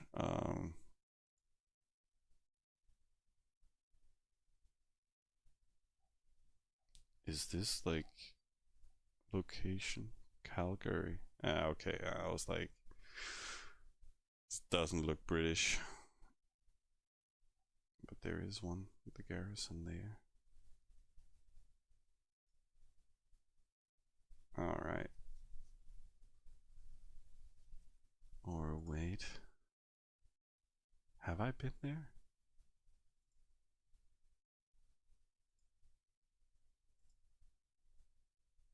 I might have been here.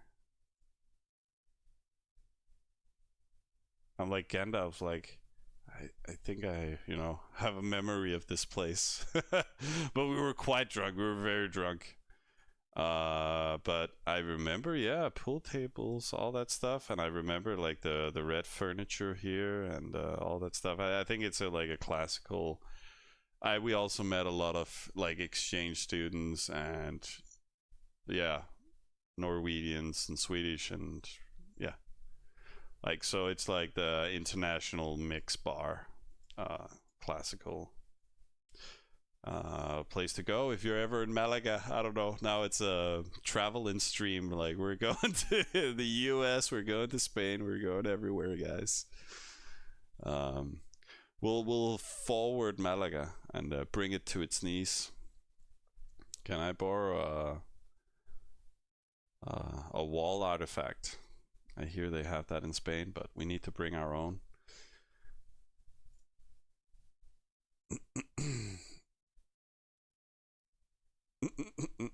30 Danish phone salesmen. Yeah, okay, there's a lot of that stuff in Spain in general. Salsa Gold. That looks like one of the dirty bars. Or, I mean, yeah. I haven't been in it, I think. But I think like there's some erotic dance bars and stuff like that. They also have people standing outside of the bars, half naked, and doing sexy dances and stuff like that to lure people in. It's a bit of a different culture when it comes to showing skin, I gotta say. Like it's also legal in Spain to advertise for like prostitution and stuff like that. It's a little weird going by a billboard and it's like, oh well, I should go to that old man's club right there. You know, it's a little different, that's for sure.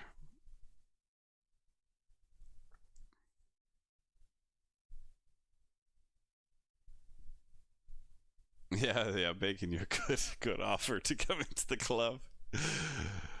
Yeah, yeah.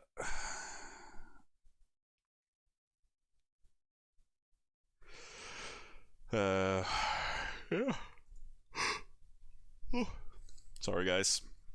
I was up early in the morning as well. Got up at like 5. Went for Nice walk when I get up early. Like Summer's still on the account taking care of everything, and I can just chillax and enjoy the good weather. And how are you doing, Nick?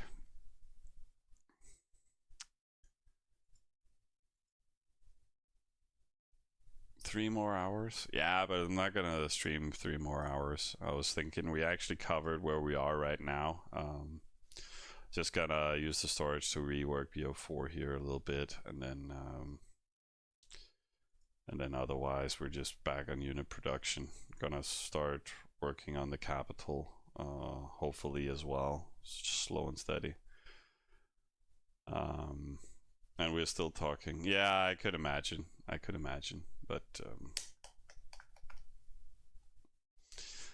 um, that doesn't necessarily mean I have to stream at the same time. But I don't know. It is Sunday. It's a lazy day.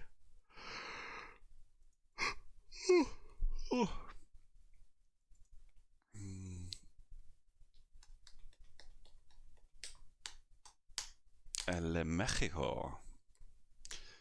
Yeah, but the stream isn't that good for all the Mexicans, South Americans, and stuff like that. Um, Time wise, doesn't fit that well.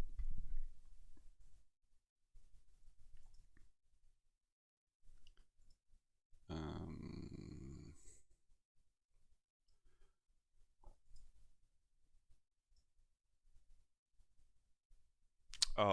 why I lived in Malaga. I got done with my multimedia design education, which is just a fancy word for graphics designer, or just a different, slightly version of it. And I got done with that education, and then I had some friends from high school who built a IT company, or they were developing an IT company in Malaga. The two co-founders, one of the guys I went to gymnasium with, and then another guy from Spain. They worked together at Google for a little bit, and then they decided to do a product information management system together. So it's pretty much just a cloud-based data handling system, both for database solutions and digital content. So what you can do with it is add all your data there, and then you can create data feeds to push to different social media platforms or sales platforms and stuff like that. So marketing related and product development focus, it provides a really good service when it comes to smaller and medium and larger size businesses. It is very important to have decent data management control. So they started that company together, and then they have, formed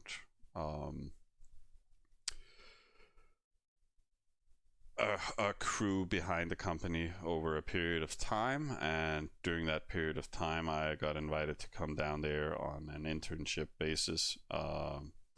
And I worked there for just for graphical experience, helping them with their support division, answering questions regarding the product, and creating content for using the software. So I did that for that part time, and then at the end of it, it was like, did they want to keep me or send me away? And we talked a fair bit about it, and they really wanted to keep me. I actually wanted to stay as well. I don't speak Spanish. I didn't start learning Spanish when I was there, so I had a little bit of issues. I also have something called arthritis, which is something for old women and stuff, but it's a joint disease, and it gave me a lot of issues. Actually, I was working quite hard, long hours, long days. My hands started swelling a lot, and it became an issue. And and I tried seeking medical assistance in Spain, but it was just me sitting with a fucking dictaphone using Google Translate saying like, so yeah, my joints hurt. It's very annoying. Like, do you have any medicine for this? And then press the button, and then it started speaking in Spanish, and then she's like, yes, yes, okay, I understand, like, she's sitting there. So we're like, it was hard communicating, and we do have a different, like, I like their medical system down there. It's not necessarily bad, but I felt more comfortable in the Danish one. And yes, I'm in reality, I'm a 62-year-old lady. I have some problems with hair growth in my face, but my skin tone stays very young. It's a good trade-off.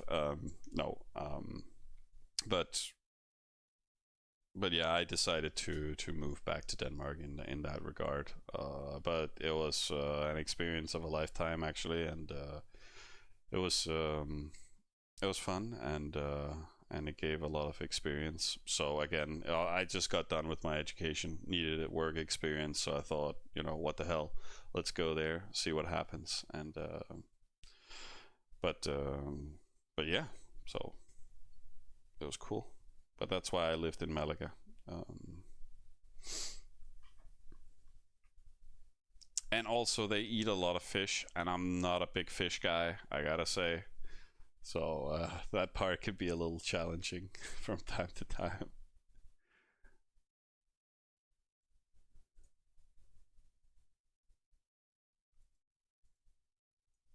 But the company itself is doing very well right now. I was kind of there at the verge where it like took off, started to be a real product. It can take a lot of time building a software system that provides a lot of features. So it's a long process, but it's cool, and they're still cool. So I'm also gonna drop by there when I get back there.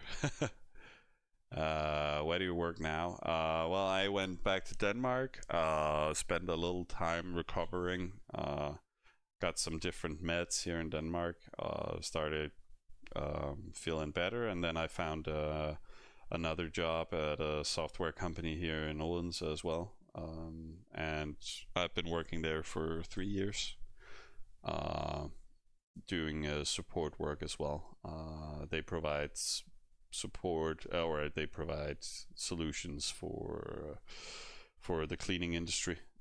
So mainly scheduling and planning, and then pushing that into payment methods for their employees, or invoicing for customers and stuff like that. So an all-around massive system.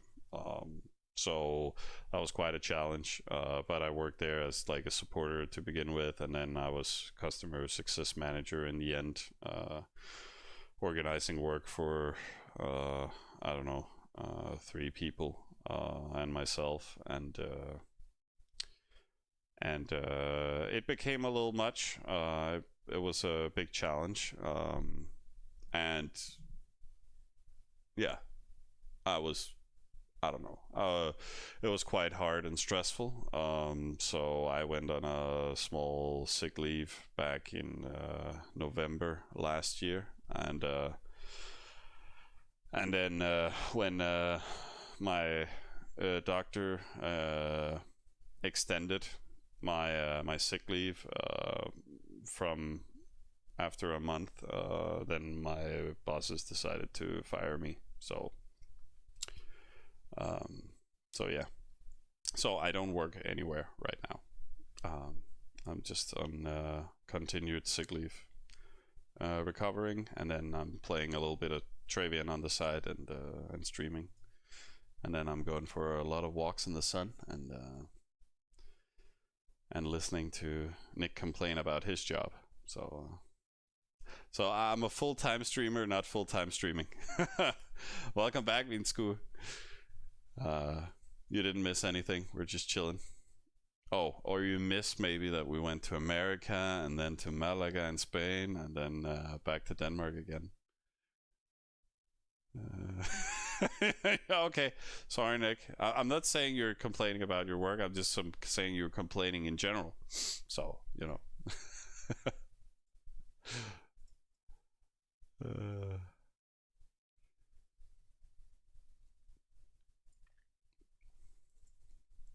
so yeah.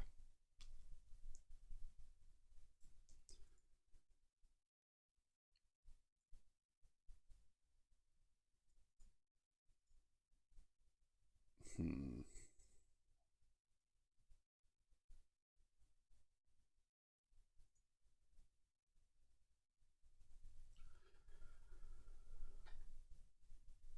Yeah, yeah. Nick has this weird plan that we're gonna do international X10 server with Hones, and we're gonna do 24-hour live streaming where Nick lives at my place for 3 weeks. What pup you farm? Like, you talking about our farms and their population, or what do you mean? Like, a bunch of it is just micro farming, and then we have some big farms. Um, and some of it is just a mashup of stuff.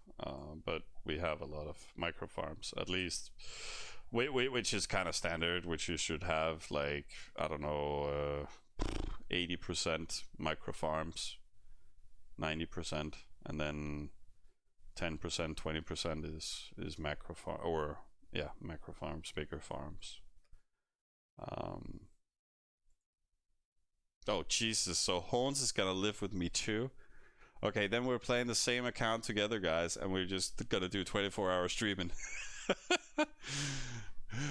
That's gonna be a lot of food and sleep breaks, and you know, one guy here for the chair, one for the couch here behind me, and then one in my bedroom, and and then we always have one chilling, one playing, one sleeping, and then we just do 8-hour intervals. Um, what do you count as micro?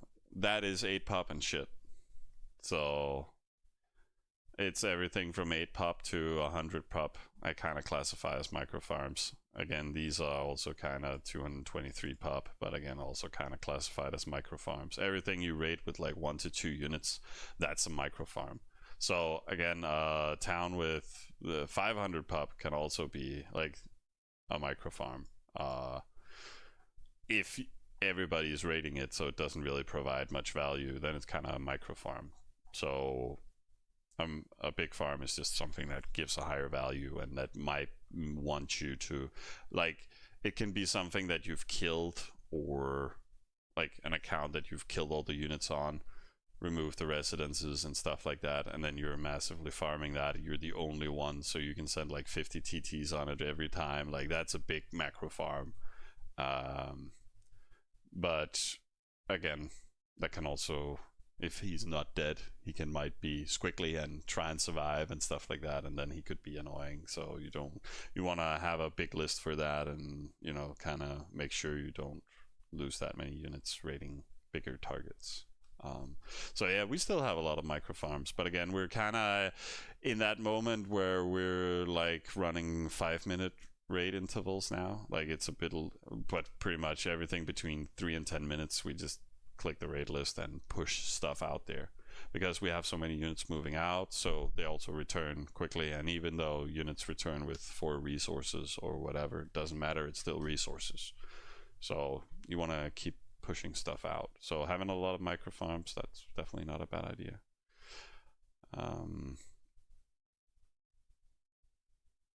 There's so many farms. Yeah, yeah, there is. But like what I did yesterday, I think it was, or the day before.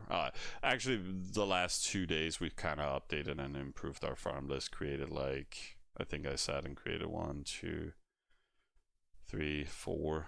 Uh, 4, and then Summer did 5, and I created these 2. Right, okay, yeah, and then I moved them down. So I created like yeah, 6, 7 new farm lists the last few days. And that was micro stuff, and some of it was like, again, not 2 pub towns, because we already added all the 2 pub towns from the beginning. Because you just want to keep increasing your unit amount and increasing your rating at the same time without sacrificing any units. But what I did the other day was just go in and go to overview, and then I just said, I want to see rank 2000. Okay, they pretty much all have 1 to 2 towns. So I just opened all of these on each page, and then I added them to farm list with all their towns, and then I did a test rate on them. So I did that for like everything from rank 2000 to rank 1000, and went overall without an alliance, and added them to our list, did a test, and 90% of them came, back with resources and no losses. And those that gave losses, like, okay, fuck them, I don't care about them, and then I just deleted them. And then we built, 6 new lists from everything around pub 400 to pub 200. So you can go in and find farms based on, different pub sizes if you want. There's so many farms, trying to cut 2 small farms, but to run those 50 pubs. Well, if you don't want to add them, then there's just more for me. So, all good.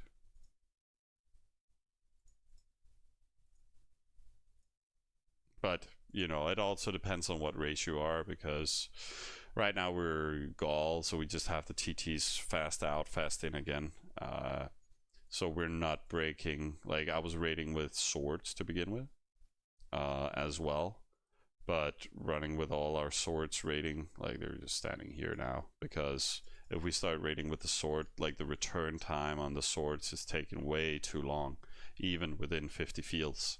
So it maxed out our rating max at 20k outgoing. It just kept hitting the head on the limit. So we had to sack all the swords from the rating and then only raid with TTs. You got big boots? No. Unique trainer.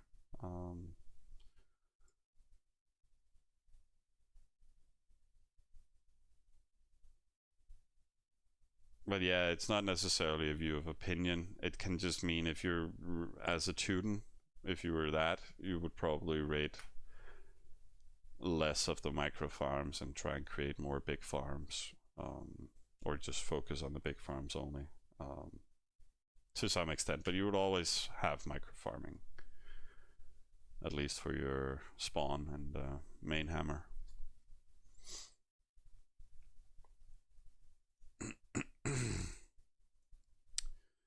Oh yeah. So I'm forgetting to sim stuff. Oh.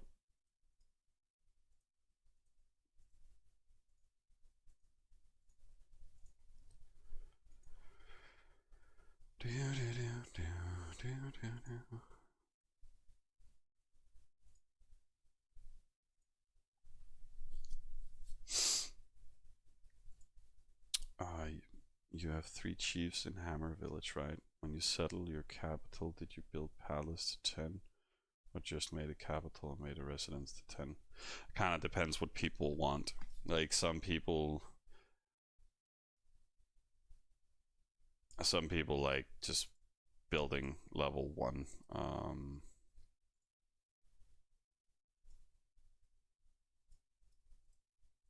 Yeah, hang on, guys. Sorry, I just wanted to go over the towns. But no, some people like building your palace up, convert it to the capital, take it down, build a residence to 10. And why do they want to do that? Well, because it's a little cheaper than building a palace. Also there in the early game. However, with that you can do residence 10 and residence 20 and settle from there. Doing palace, gives you the option to build 3. Uh, so that can also be useful for you on your account in the future if you suddenly be like, okay, now I'm gonna settle my hammer. Then you suddenly have, like, the thing is that you can do, you know, palace at 10, then you settle a town, then you have, you know, it can make residence 10 settle a new town, but you have to run up that residence every time in the new town, and that can also be a little tiresome. That's why it's good to have the palace or a residence in your capital that you can push to 20 or to 15, and that gives you that extra second settler. It's also fairly much the same price for residence 20 or palace 15, but then you have suddenly 2 slots you can keep settling with, so you can settle a new town and then you can wait a day before you start pushing up the residence. So that's the benefit of that. What you can also do is push the palace to 20 and then you get that, and then you can have 3 slots that you're working with, or you can use that to build your hammer, and then build 3 chiefs in that hammer, and then you still have 2 other slots that you can keep settling with, right? So that's kind of the premise and purpose of either building palace or residence. Both gives some options for the continued settlement, but I personally like palace. In this round we only did palace 15, then we needed to remove it because of different elements and stuff like that, so we didn't get to utilize the level 20 palace in the capital. But again, it doesn't matter that we did, like, the price is pretty much the same. But again, for the early game, some people like more for the residence 10. Personally, I don't, because again, I'm focusing on my production to begin with, so me having to invest just a little bit extra in the palace doesn't matter for me. So, but if you're doing early game parties and are trying to do a lot of small parties in the early game, it might be better to invest in the residence to be able to spend less resources on getting those settlers in the early game.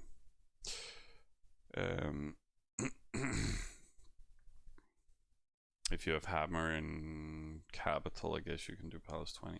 I guess if you're gonna re-chief the one you settled after, like if you're gonna re-chief your third, then yeah, sure, you can do a triple chiefer in your capital. But again, it's a lot of stuff to have in your capital.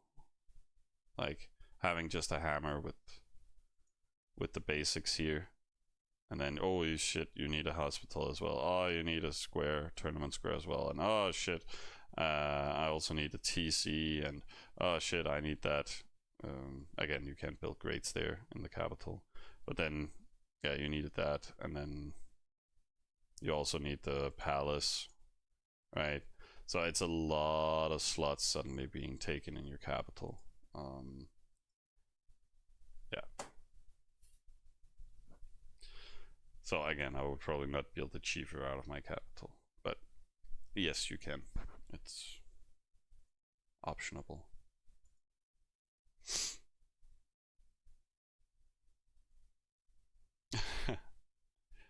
Isn't capital, a hammer on capital, worse because you get 0, you lose hammer plus crop production? Well, yeah, well, that's also a way to put it, but in most cases you should not die.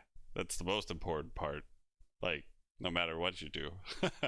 So but no, having a capital hammer also means that that is the only place you need to defend. Not that you only need to defend that, but it's easier to defend your account instead of having to, like, oh, are they gonna chief my hammer or are they gonna kill my cap? And you also want that stonemason in your cap, right? So it suddenly becomes a lot of stuff to have in your cap, and that's kind of the problem with the game. I feel like it's hard to do a cap hammer, but you can, like if it's a New Year special server where you can merge units, it's best to build the cap hammer for sure, because then you just have one big main hammer in your cap, and then all the other, they might be building units for the hammer, but you can just merge it in. And yeah, it's very hard to zero capital sometimes. Not many people can do it and do it correctly. And again, especially one player. Like if you just have a neighbor that's annoying and then he comes and hits you, like he might not have more than 500 catapults. Many people, shit players, only have 200 or something like that, and you can't kill anything. You need 200 catas per wave to kill something from level 20 to 0, like, or you need 220, right? Something like that, 230.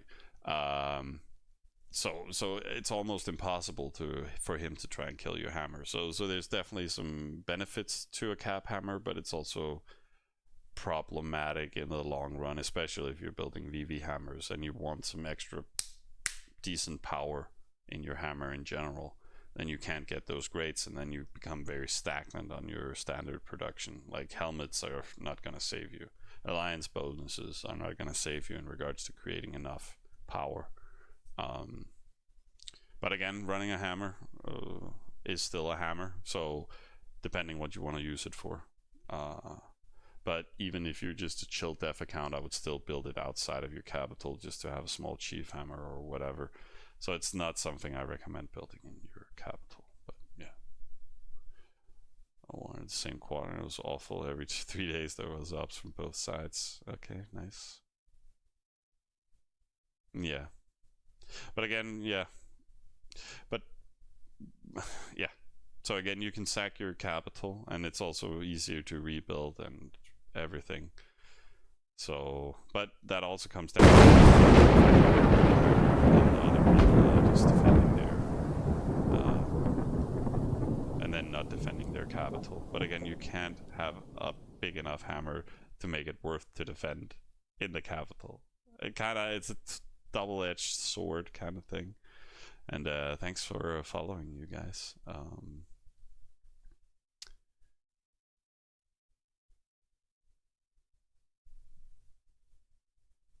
Yeah, that was merging on New Year, so people can actually kill Def in VV. No, you can't still kill the Def in the VV.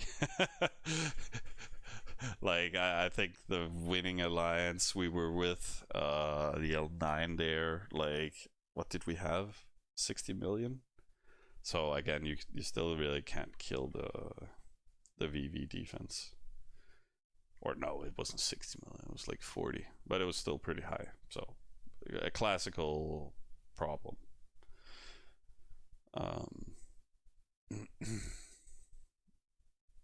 But yeah.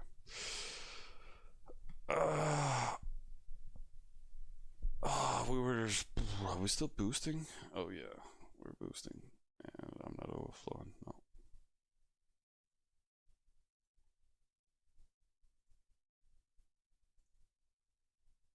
Cranny, cranny, cranny.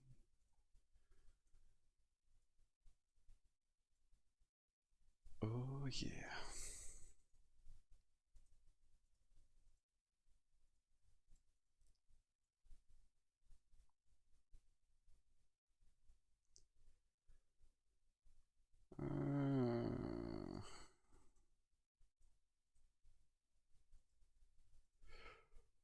Yeah, I can keep simming there.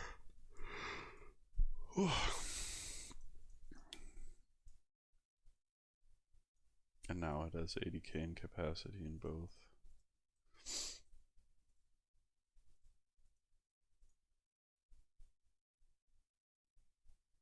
Mm. Yeah, I'll do it for now.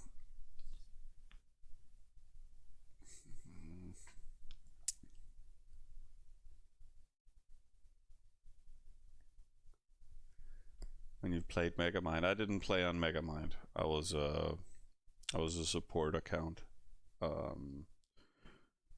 But did you even come close to kill the Def in VV? No, you can't really do that these days. Like, it was something you could back in the day where servers were a lot longer. So if people build enough defense, you can't really do that. But the armies, like, again, the purpose is like, can you drop the VV or can you break the wall? Um, but yeah, you can do that and get the damage in there, but you can't kill it, or you can't remove all the defense. And yeah, Nick was playing Megamind.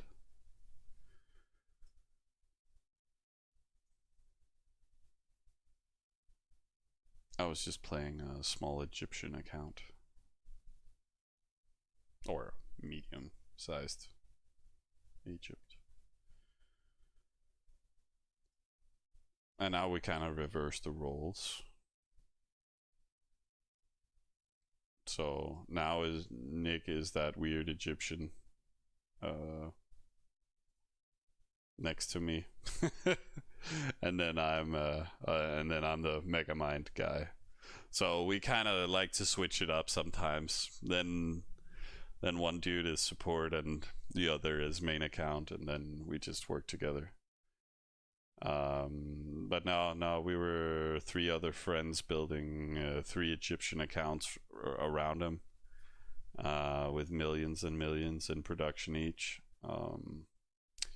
So so supporting Megamind like that, and that was also with some other friends we have from Switzerland and Sweden. Yeah.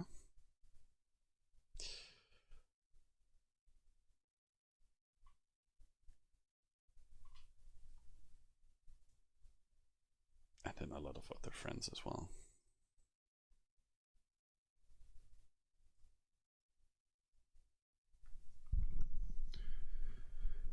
Oh yeah, were they other also Egypt? So yeah, now we're like 5 Egypts.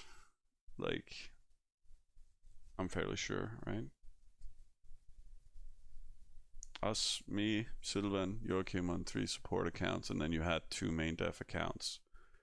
Plus, yeah, your own. Um, that was the combo package on that one. But that was also people like golding on all 7 accounts, just massively doing eco development and rating. Again, main count. Doing that stuff.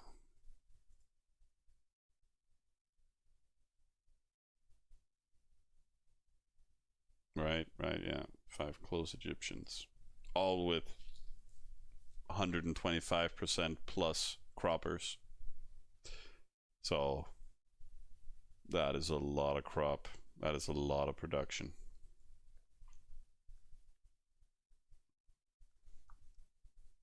Okay, hot damn. So yeah. Yeah, I think me, Sylvan, and Joachim combined was like 9 million. Like, I think we produced 3 million each an hour. And then you had all the other dev accounts and the main account. And again, Megamind also had like 15 croppers or something like that as supporters, if I'm not mistaken. At least 10. And yeah, level 21s. I don't think I had level 21. I had 20.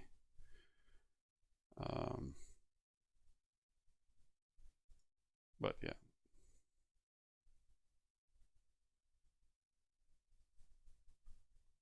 But still, that's, yeah, 2 million on the cropper and,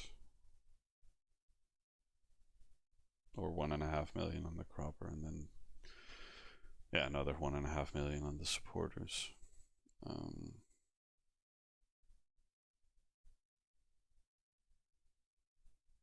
Mm-hmm.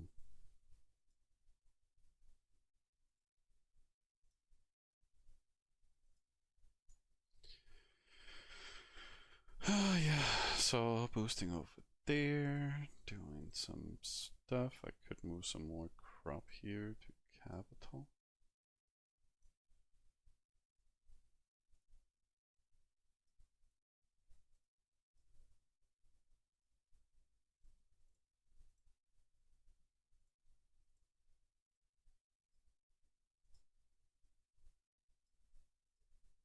Mm.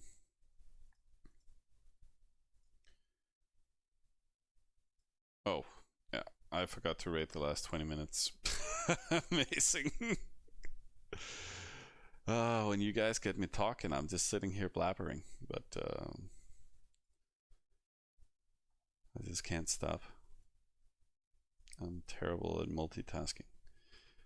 But again, we're not dropping out of top 10, so who cares?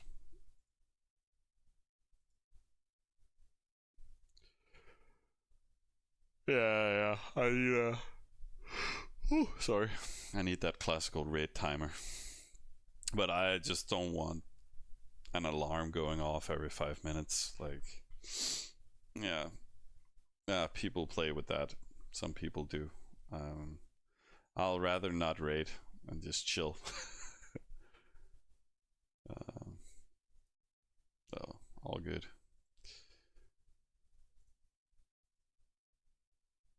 Can we? Yeah. Trade off is up. Stable down.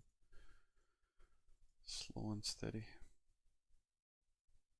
This is also a cropper, but always good with some extra power. Oh Jesus! Can I? Yeah, I can. Right? Yeah, I can remove that. Hey guys.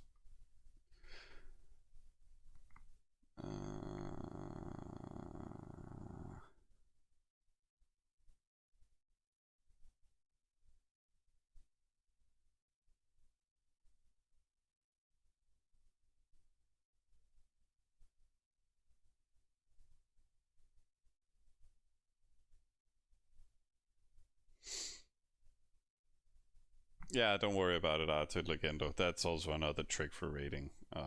But no, we usually just use this now. You know, you have the last sent timer. It doesn't show up here, but it shows on each individual list when it was triggered last. So we just use that. And yes, you can always take a random oasis and say, okay, I have the main hammer here. We have a distance over to... Yeah, okay, if I fucking had an oasis that I controlled here, then you have this where you always have a red sword here. And again, the best you can do is pick a supporter that would never be attacked normally. So again, don't put it on a Death Town, don't put it on a hammer or your cap or anything. Just a random supporter you don't fucking care about.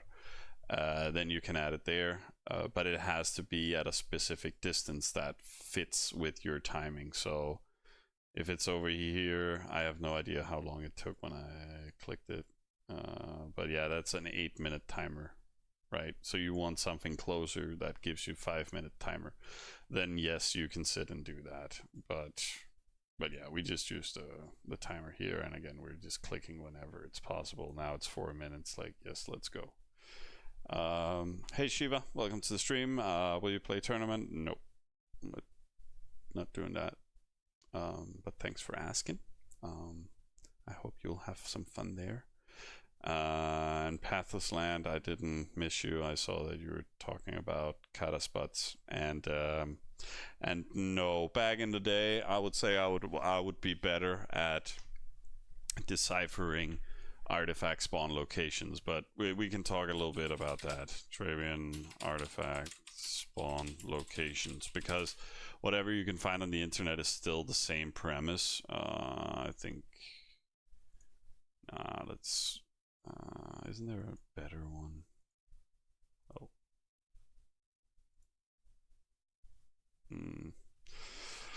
Let's try and find a map I was more used to from back in the day. This one I liked always. Can I just want that specific image. God damn it. Okay. We're gonna do it the old impractical way. But this one kind of, that was the one, that was how it was running back in the day, and it's still the same premise pretty much. That you can see you have these square grids pretty much with 4 artifacts of the same type spreading out into each quad.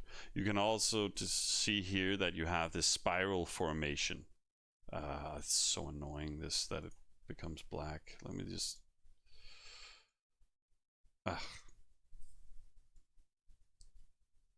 open image, new tab. Here we go. The less retarded version. But again, you can see the same premise applies. You have the uniques spawning in this pattern. You can't see if it spawns like this as you normally see it here, or if it spawns in that direction or that direction, or in which order they kind of drop in. But you know, the new rule is based on the amount of players on the server, population wise, of registered players, kind of defines how far out the artifacts are going to spawn. So what we did on the unique was saying, okay, on the 3.5K server, it was like here, or you know, I'm not talking with these specific coordinates. Like right now, it's like so, 3.5K server, it would be here. On a 7.5 server, it's like there, and then if there's 10K people on the server, it's up here. So you know, that kind of defines the distance, and that also applies to all other artifacts, and that's what you're asking about. But so this spiral formation based on the rotation, I think they still do, like based on the rotation pattern of new players spawning into the server, that defines which angle rotation it's gonna spawn in, and that's pretty much it. But it's still pretty undefined. What you can still go in and say now is that you can say, okay, at these specific distances from center, you would usually find this type of artifact. Let's say it's a trainer. For example, on the X10, trainers, like small trainers, spawned at like 50-50 here directly, and that was applicable because of this square box to all the other quadrants. So I saw some people on our server here that went to 50-50 kind of area and settled forward there. I think this guy, no, it was another guy. Was it too fast for you? No, that was. I can't remember where I spotted it. It's probably also catted away because it was just a forward. Or maybe I confused that with VV Towns supporters. I don't know. Anyways, you can kind of try and settle in those regions and expect certain artifacts to spawn at different locations. I just knew I had a easier time settling a forward next to a unique and try and figure out where that would be, compared to try and hit a trainer, a small trainer in the quad. So we just, you know, used all our spawns and stuff like that to create certain kata points around, just to, you know, skyde med spredehagl. We call it in Danish. You know, when you go hunting and you you use a projectile that splits into more pieces, and that's also what you saw us do on the Artifact Day video. Is like, okay, we're pretty close over here with catapults, and then we just spam catapults where we can, and then we try and time up the hammers with it. And that's pretty much what you should do no matter what, because you can't really, you can expect the distance, but you can't really anticipate the exact placement. That's a little harder. So, and I don't know how to calculate any of it more precisely. So for me, it's just a matter of feeling. But that's what I know about it and the premise of artifact spawns.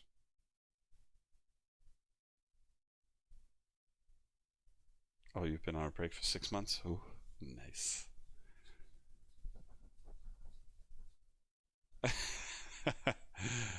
Yeah, maybe take an X10 once a year or something. Uh, just to not overdo it. X10 is also an aggressive speed, but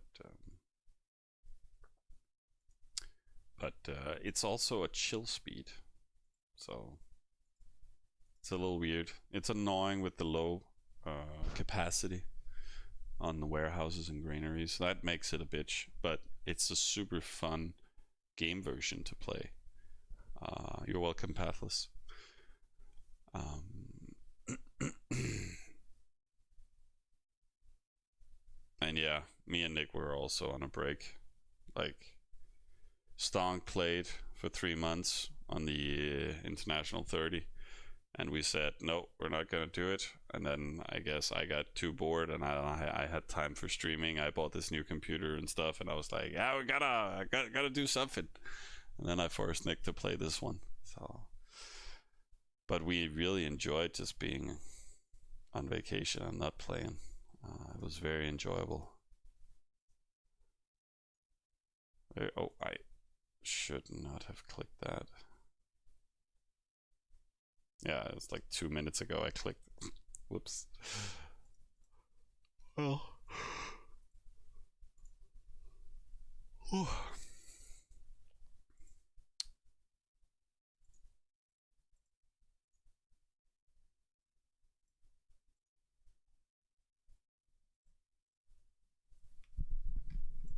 Mm-mm-mm. Oh, level 10. Nice.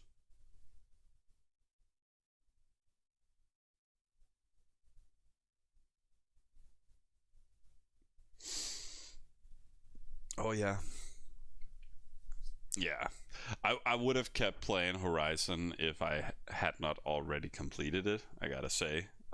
Then I would have been more enticed just to go full throttle on the Horizon one. But I have to play it at some point because I want to go into the Frozen Wastes and get that whole experience. Um, oh, we don't have any queues running out, right? No, not particularly. Um, no.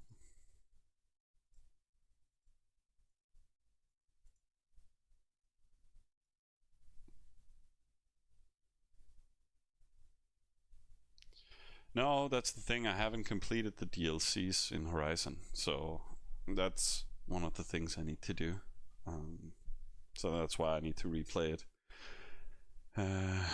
Main hammer machine queue. Oh, that ran out. Oh damn. And I see the grades ran out too a little bit. Uh, but again, we're not focusing that hard on the grades here. It's like, but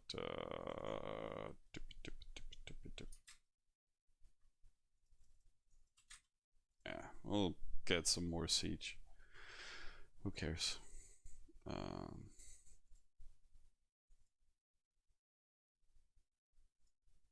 so, but thank you.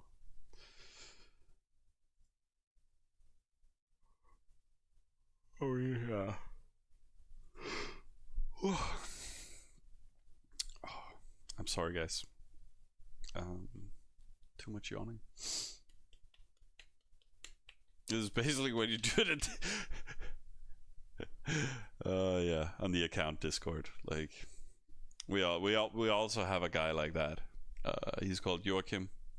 He comes in every week or every second week, and then he looks at account, and then he's like, "This is shit. You don't have enough hammers running, or yeah, you're not building here. Why are you not building here?" It's like, yeah, we're boosting over here. Like we're using all our resources. Yeah, well, it's not good enough. So remember to yeah, but it's fine. It's always nice to have a guy on the side being like the supervisor.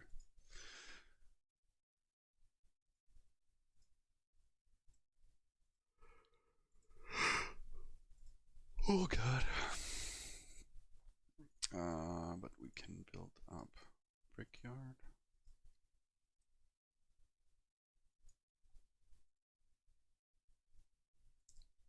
command heroes there now, so we can do these adventures. Puhapid.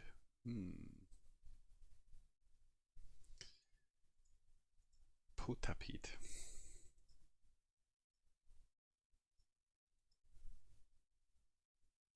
Ah, okay, okay. You guys finish, all of you?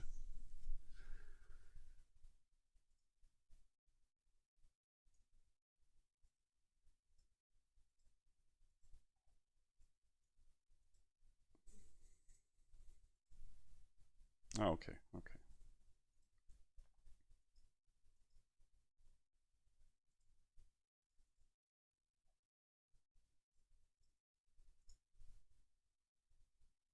No, I'm not talking to you, Nick. I'm just talking to Vinsku. Um, and to myself.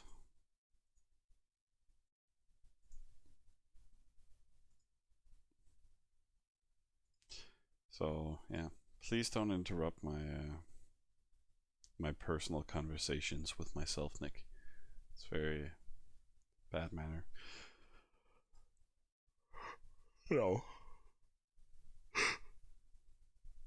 Oh, shit. Sorry, guys. I feel embarrassed by sitting and fucking yawning all the time here on the stream. Also been up for 15 hours.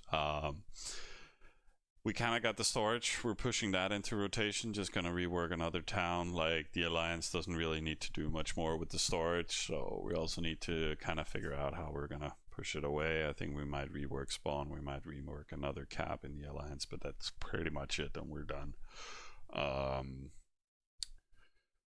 We're just gonna keep building on the hammers now and keep the dev production running. Gonna boost up the new towns, and then we're just gonna wait for another town tomorrow and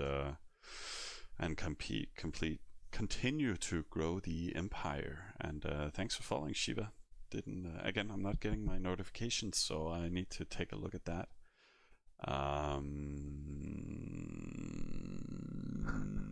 Speaking with Rogue right now. That I tried to speak with Ama and offered to be middleman, but they said no to that.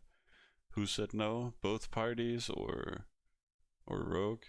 So don't know what more I really can do as a middleman to fix the issue they had, but not much with us to do. Okay. Well. Okay, so Arma refused to talk. Yeah, okay. But that's pretty much what I could understand from talking to him as well.